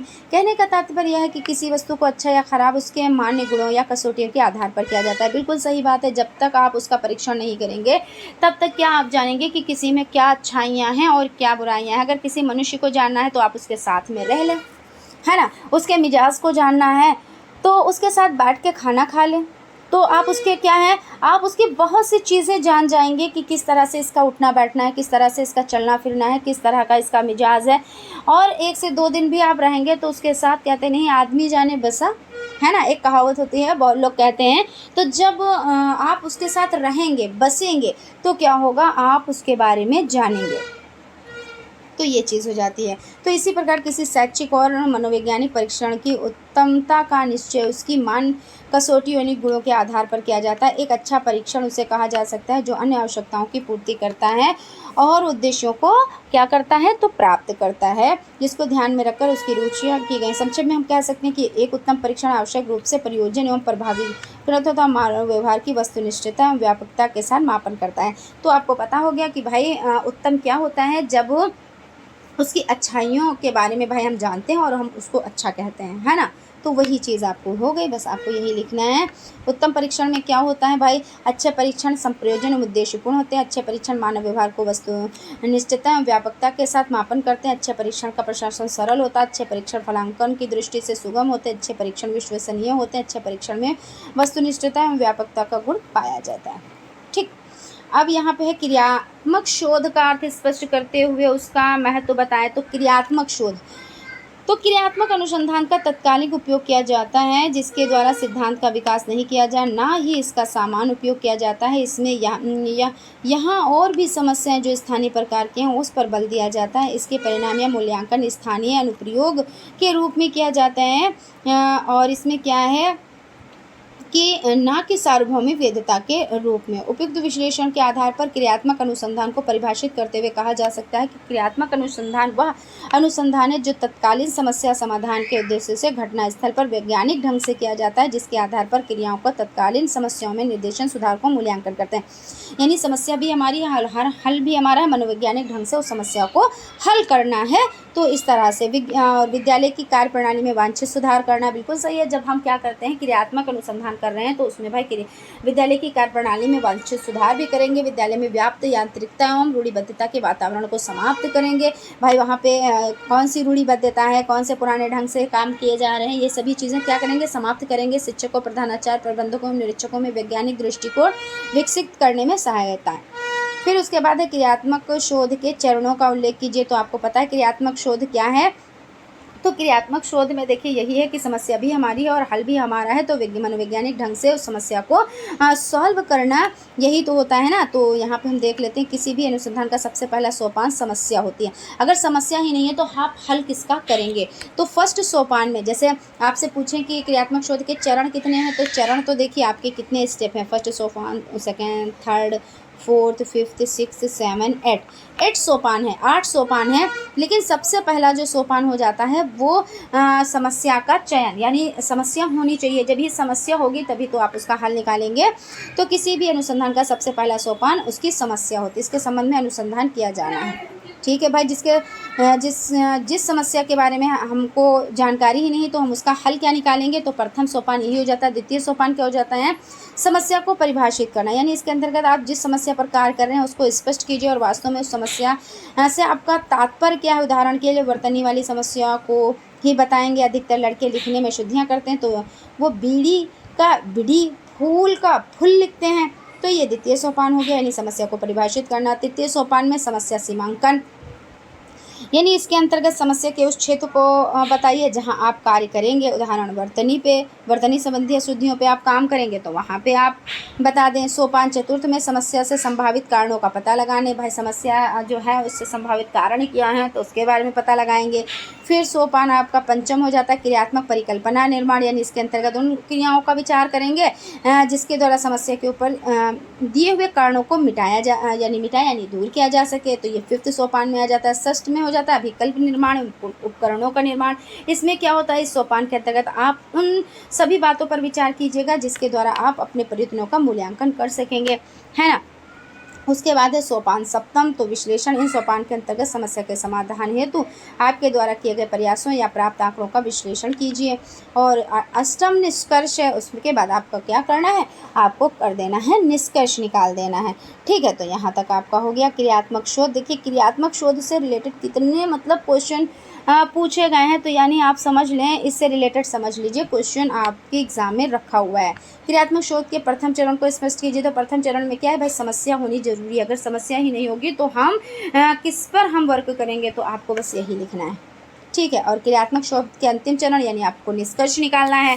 तो इसके बारे में आपको लिखना है कि भाई क्रियात्मक शोध का अंतिम चरण अनुवर्ती कार्यक्रम में शोधकर्ता ने जब अपने शोध के आधार पर निष्कर्ष प्राप्त किया तो उससे संबंधित अनुवर्ती कार्यक्रम पर ध्यान देना, अन्यथा अनुभूत समस्या जिसका अध्ययन किया गया है विकराल रूप धारण कर सकती है। तो इस तरह से ये सभी चीज़ें हो जाती हैं। यानी इसमें क्या मतलब है, इसका मतलब ये है कि निष्कर्ष निकालना, और प्रथम में क्या है तो समस्या होना। क्रियात्मक शोध की क्या आवश्यकता है, क्रियात्मक शोध यानी समस्या भी हमारी और हल भी हमारा। तो यानी जैसा कि कई स्थानों पर व्यक्त किया गया है कि आवश्यकता, महत्व, उद्देश्य आदि शब्द भाषाई अंतर में सभी समान और मिलते जुलते हैं। इस दृष्टि से क्रियात्मक अनुसंधान की आवश्यकता हमें इसलिए है। कम समय में अपनी सभी समस्याओं का हल, सरल और सही समाधान खोज सकेंगे। बिल्कुल सही बात है। और प्रत्येक कार्यकर्ता अपने क्षेत्र में इसका प्रयोग कर सकेंगे। सभी लोग अपनी समस्याओं का समाधान स्वतः ही खोज सकेंगे। तो इस तरह से आप इसको लिख देंगे, बाकी आप यहाँ पे देख लें। ठीक है, फटाफट से यहाँ पे हम लोग कंप्लीट चीज़ों को कर लेते हैं, बस उसके बारे में समझ लेते हैं कि क्या है क्रियात्मक शोध के उद्देश्य। भाई क्रियात्मक शोध का उद्देश्य क्या, व्यक्तियों में व्यवहार में परिवर्तन लाना है। बिल्कुल सही बात है, इसीलिए तो शोध किए जाते हैं, परिवर्तनों के विरोध की शक्ति को कम कर देना, यही सब हो जाता है। शिक्षा में क्रियात्मक अनुसंधान का महत्व, तो महत्व भी तो वही है कि कोई समस्या है उसका हमें समाधान निकालना है, उसके बाद निष्कर्ष निकालना है, और उसमें क्या करना है, बच्चों को हमें उत्तम शिक्षा देनी है, और क्या करना है, देश की प्रगति में सहायक विद्यालयों की समस्या का समाधान करना है, विद्यालयों की उपलब्धि के स्तर को बढ़ाना है। वही सब चीज़ें हमें लिखनी है बस, और कुछ भी नहीं इसमें लिखना है। क्रियात्मक शोध के अंतर्गत कार्यविधि का वर्णन कीजिए। तो कार्यविधि का यानी जब आप कार्य कर रहे हैं, उस पर वर्क कर रहे हैं, तो क्रियात्मक शोध के अंतर्गत कार्यविधि से आशय है कि कार्य की वास्तविक रूपरेखा, शोध को कितनी अवस्थाओं में और प्रत्येक अवस्था को कितनी अवधि में पूरा किया जाएगा, इसके साथ ही प्रत्येक अवस्था में प्रयोग किए जाने वाले उपकरणों के अन्य कोई विशेष बिंदु हो तो उसकी भी जानकारी इससे मिलनी चाहिए। तो ये आपका हो जाता है। उसके बाद क्रियात्मक शोध में प्रयुक्त होने वाले उपकरणों की व्याख्या। तो इसमें उपकरण क्या हैं, तो क्रियात्मक शोध में प्रयुक्त होने वाले उपकरण निम्न हो सकते हैं: प्रोफार्मा, प्रश्नावली, मानक या शिक्षण निर्मित परीक्षण, व्यवहारिक एवं सामूहिक कार्य, साक्षात्कार, कथन, प्रश्नोत्तर, अवलोकन, निरीक्षण इत्यादि। इनमें से कुछ तो ऐसे हैं जिन्हें विद्यार्थी को लिखित रूप में व्यवहारिक ढंग से कार्य करते हुए संपन्न करना होता है। शिक्षक के कथन, निर्देश, अवलोकन, निरीक्षण आदि में शिक्षक की भूमिका प्रमुख होती है। ठीक है, उसके बाद आपका नेक्स्ट हो जाता है शैक्षिक नवाचार। नवाचार यानी नए विचार। तो शिक्षा के क्षेत्र में नवाचार होता है, वो क्या करता है, बहुत महत्वपूर्ण भूमिका अदा करता है, क्योंकि जो चीज़ें पुरानी विधि से बच्चों को बताई जा रही हैं तो वो विधियाँ कहीं ना कहीं पे क्या होता है कि थोड़ा सा फेल होती दिख रही थी, क्योंकि बस्ते का बोझ और शरीर पे तो पड़ता ही था कि माइंड पे भी बच्चों के पड़ता था, है ना, बच्चे कुछ सीख नहीं पा रहे थे। तो ये भी सभी चीज़ें हैं। तो इसमें बच्चों को क्या इंटरेस्ट जो है वो जगाया गया, यानी क्या कि बच्चे इंटरेस्ट लेके पढ़ सकें। तो इसमें नवाचार में बहुत सी चीज़ें हुई। तो ये सभी चीज़ें किसके लिए हुई, तो शिक्षा के लिए ही तो ये चीज़ें की गई ना, कि जिसमें शिक्षा के क्षेत्र में क्या हो, बच्चे आगे बढ़ें। बस यही लिखना है। नवाचार व विचार है जिससे मान्य या स्वीकार करने वाले उसे नवीन विचार में प्रयुक्त करके देखते हैं। और शिक्षा में नवाचार का स्पष्ट करते हुए शैक्षिक नवाचार के क्षेत्र बताएं। तो शिक्षा में नवाचार का अर्थ क्या है भाई, वर्तमान समय में शिक्षा के क्षेत्र में जो क्रांति उत्पन्न हुई वह नवाचार शब्द की ही देन है। तो बिल्कुल सही बात है, क्योंकि नवाचार का मतलब है नया विचार, है ना, इसी तरह से आपको लिखना है। और बाकी क्या कह रहे हैं, स्थित विधियों और पदार्थों आदि में नवीनता का संचार करें। तो आप जब संचार करते हैं भाई शिक्षा के क्षेत्र में, आप क्या कर रहे हैं, बच्चों को अच्छे ढंग से पढ़ा रहे हैं, उसका परिवेश में क्या कर रहे हैं, उसको अच्छा वातावरण दे रहे हैं, अच्छा परिवेश दे रहे हैं, बिना मार डांट के बच्चों को पढ़ा रहे हैं, बस्ते का बोझ को कम कर दिया है। तो ये सभी चीज़ें क्या हैं, इसमें बहुत ही महत्वपूर्ण ये हो जाती हैं। बस यही लिखना है। शिक्षा में नवाचार की आवश्यकता क्यों है, तो भाई आवश्यकता क्यों नहीं होगी, क्योंकि जो चीज़ उसमें कमियां थी उनको क्या करना है, उनको अच्छा करना है, उनको सही करना है। तो तो यही चीज़ हो जाती है शैक्षिक नवाचार। शिक्षा में न्यूनतम आयाम की आवश्यकता, कल्याणकारी राज्य की स्थापना करना, तीव्र आर्थिक विकास करना, यही सब आपका हो जाता है। शैक्षिक नवाचार का महत्व स्पष्ट कीजिए। देखिए एक क्वेश्चन को बार बार वो घुमा के पूछ रहे, नवाचार आ जाए आप बस उठा के लिख देंगे। नए विचार, नए तरीके से हमको शिक्षा देनी है, और जो शिक्षा कैसी नए तरीके से आप कैसे देंगे और पुराना ढंग कैसे था। आज की जो शिक्षा है वो बाल केंद्रित है, पहले की शिक्षा शिक्षक केंद्रित थी। आज की शिक्षा में बच्चे को सब कुछ माना जाता था, पहले की शिक्षा में क्या जाता था, तो शिक्षक को सब कुछ माना जाता था। तो ऐसे करके आप अच्छे से लिख देंगे, ठीक है। उसके बाद आपका हो जाता है नवाचार के विभिन्न क्षेत्रों का वर्णन कीजिए। तो शिक्षा में नवाचार के प्रमुख क्षेत्र निम्न हो सकते हैं। शिक्षण अधिगम में सुधार हेतु दल शिक्षण आदि तकनीकी का प्रयोग के साथ ही स्थानीय संस्थानों अवकाश प्राप्त शिक्षण विशेषज्ञ विज्ञान सूचना ऐतिहासिक स्थल आदि, ये सभी हो जाते हैं शैक्षिक नवाचार के क्षेत्र। तो शैक्षिक नवाचार के अंतर्गत विभिन्न व्यवहारिक गतिविधियों द्वारा गणित की शिक्षा, भाषा की शिक्षा, पर्यावरणीय शिक्षा, विज्ञान सामाजिक अध्ययन की शिक्षा, जनसंख्या शिक्षा, शैक्षिक दृष्टि से पिछड़े और विकलांग बच्चों की शिक्षा, लैंगिक समानता, वंचित वर्ग की शिक्षा नए तरीके से देना शैक्षिक नवाचार के अंतर्गत आता है। देखिए सब चीज़ वही बार बार दे रहे हैं कि भाई वो तो है ही, नवाचार कोई ऐसा तो है नहीं कि कोई एक सब्जेक्ट में ही नवाचार करना है, कि बच्चे को एक सब्जेक्ट में ऐसा पढ़ा दिया कि ना डांटना है, ना मारना है, ना आँख दिखानी, और बाकी सब्जेक्ट में क्या करना है उसको तोड़ देना है पकड़ के। ऐसा थोड़ी ना करना है, सभी सब्जेक्ट में उसको अच्छे से पढ़ाना है, अच्छे से ज्ञान देना है। बच्चों को ये देखना है कितना उसकी समझ में आया, कितना नहीं आया। ऐसा नहीं उसकी समझ में कुछ भी ना आए, लेकिन बस आपका सिलेबस किसी तरीके से कंप्लीट हो जाए बस। तो यहाँ पे आपका हो जाता है पाठ्य सहगामी क्रियाकलाप में उपयोग की जाने वाली 2 शैक्षिक नवाचारों का उल्लेख कीजिए। तो आपका हो जाता है कि शिक्षा जीवन पर्यंत चलने वाली प्रक्रिया, बिल्कुल जब हम जन्म लेते हैं तब से स्टार्ट हो जाती है, और उसके बाद हम जब मर जाते हैं, समझ लीजिए हम कब्र में पहुंच जाते हैं, तब तक हमारी शिक्षा चलती रहती है। औपचारिक अनौपचारिक बात अलग है, लेकिन हम सीखते रहते हैं। यह केवल कक्षा तक ही सीमित नहीं है। देखिए वही चीज़ आ गई कि कक्षा तक ही नहीं, औपचारिक ही नहीं, अनौपचारिक शिक्षा भी होती है। शिक्षा का संचालन शिक्षा क्रियाओं पर होता है। परंपरागत शिक्षण विधियों में प्रचलन लेक्चर आदि आते हैं, जिससे अध्यापक व पाठ्यक्रम मुख्य रहता है, छात्र गौण हो जाते हैं। लेकिन जब पुरानी शिक्षण विधाओं में स्थान पर खेल पद्धति गतिविधियां करके सीखना, भ्रमण कर, ये सभी चीज़ें आ जाती हैं, तो क्या होता है उसमें नवाचार आ जाता है। क्योंकि नया नवाचार यानी नया विचार, नए तरीके से सभी चीज़ें हमें क्या करनी है, सीखनी है ना। तो इस तरह से आपका हो जाता है। उसके बाद आपका हो जाता है यहाँ पे आप इस तरह से आराम से लिख दें, कोई दिक्कत नहीं है। दैनिक जीवन में नवाचार है ना, वही सब्जेक्ट वही सब आपको लिखना है। और क्या प्रार्थना स्थल की गतिविधियों में नवाचार, तो पहले क्या होता था, पहले प्रार्थना स्थल में ऐसी प्रार्थना कराई जाती थी, अब ढोल बजा के, गीत गवा के, इस तरह से होता है ना। तो वही चीज़ है कि परंपरागत ढंग से विद्यालय में अनवरत अध्ययन प्रारंभ होने से पूर्व ईश्वर प्रार्थना की जाती थी, केवल एक निश्चित पद का पाठ होता था। लेकिन अब नवाचार के रूप में प्रार्थना स्थल पर निम्नलिखित क्रियाकलाप किए जाने का विभाग के निर्देश है।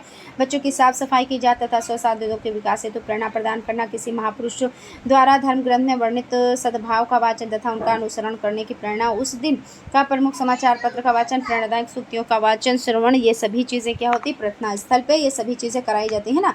तो बस यही चीज़ें हो जाती हैं। और इसमें क्या है, अब देखिए ड्रम का है ना, ड्रम में फिर उसके बाद बच्चों से संगीत कराया जाता है, फिर उसके बाद मतलब ड्रम बजा के, और फिर जो भी शिक्षाप्रद चीज़ें होती हैं उसका मतलब हाथ जोड़ के या नमन या जैसे भी किया जाता है, सब प्रार्थनाएं अपने में बाकी कुछ चीज़ें तो एक ही जैसी होती हैं, है ना। तो वो सभी चीज़ें, और उसके बाद में ये चीज़ है कि पहले सिर्फ भाई प्रार्थना कराई गई और बच्चों से कहा जाओ, अब हर एक चीज़ का, छोटी छोटी चीज़ों का ध्यान रखा जाता है। तो ये चीज़ें हो जाती हैं, ठीक है।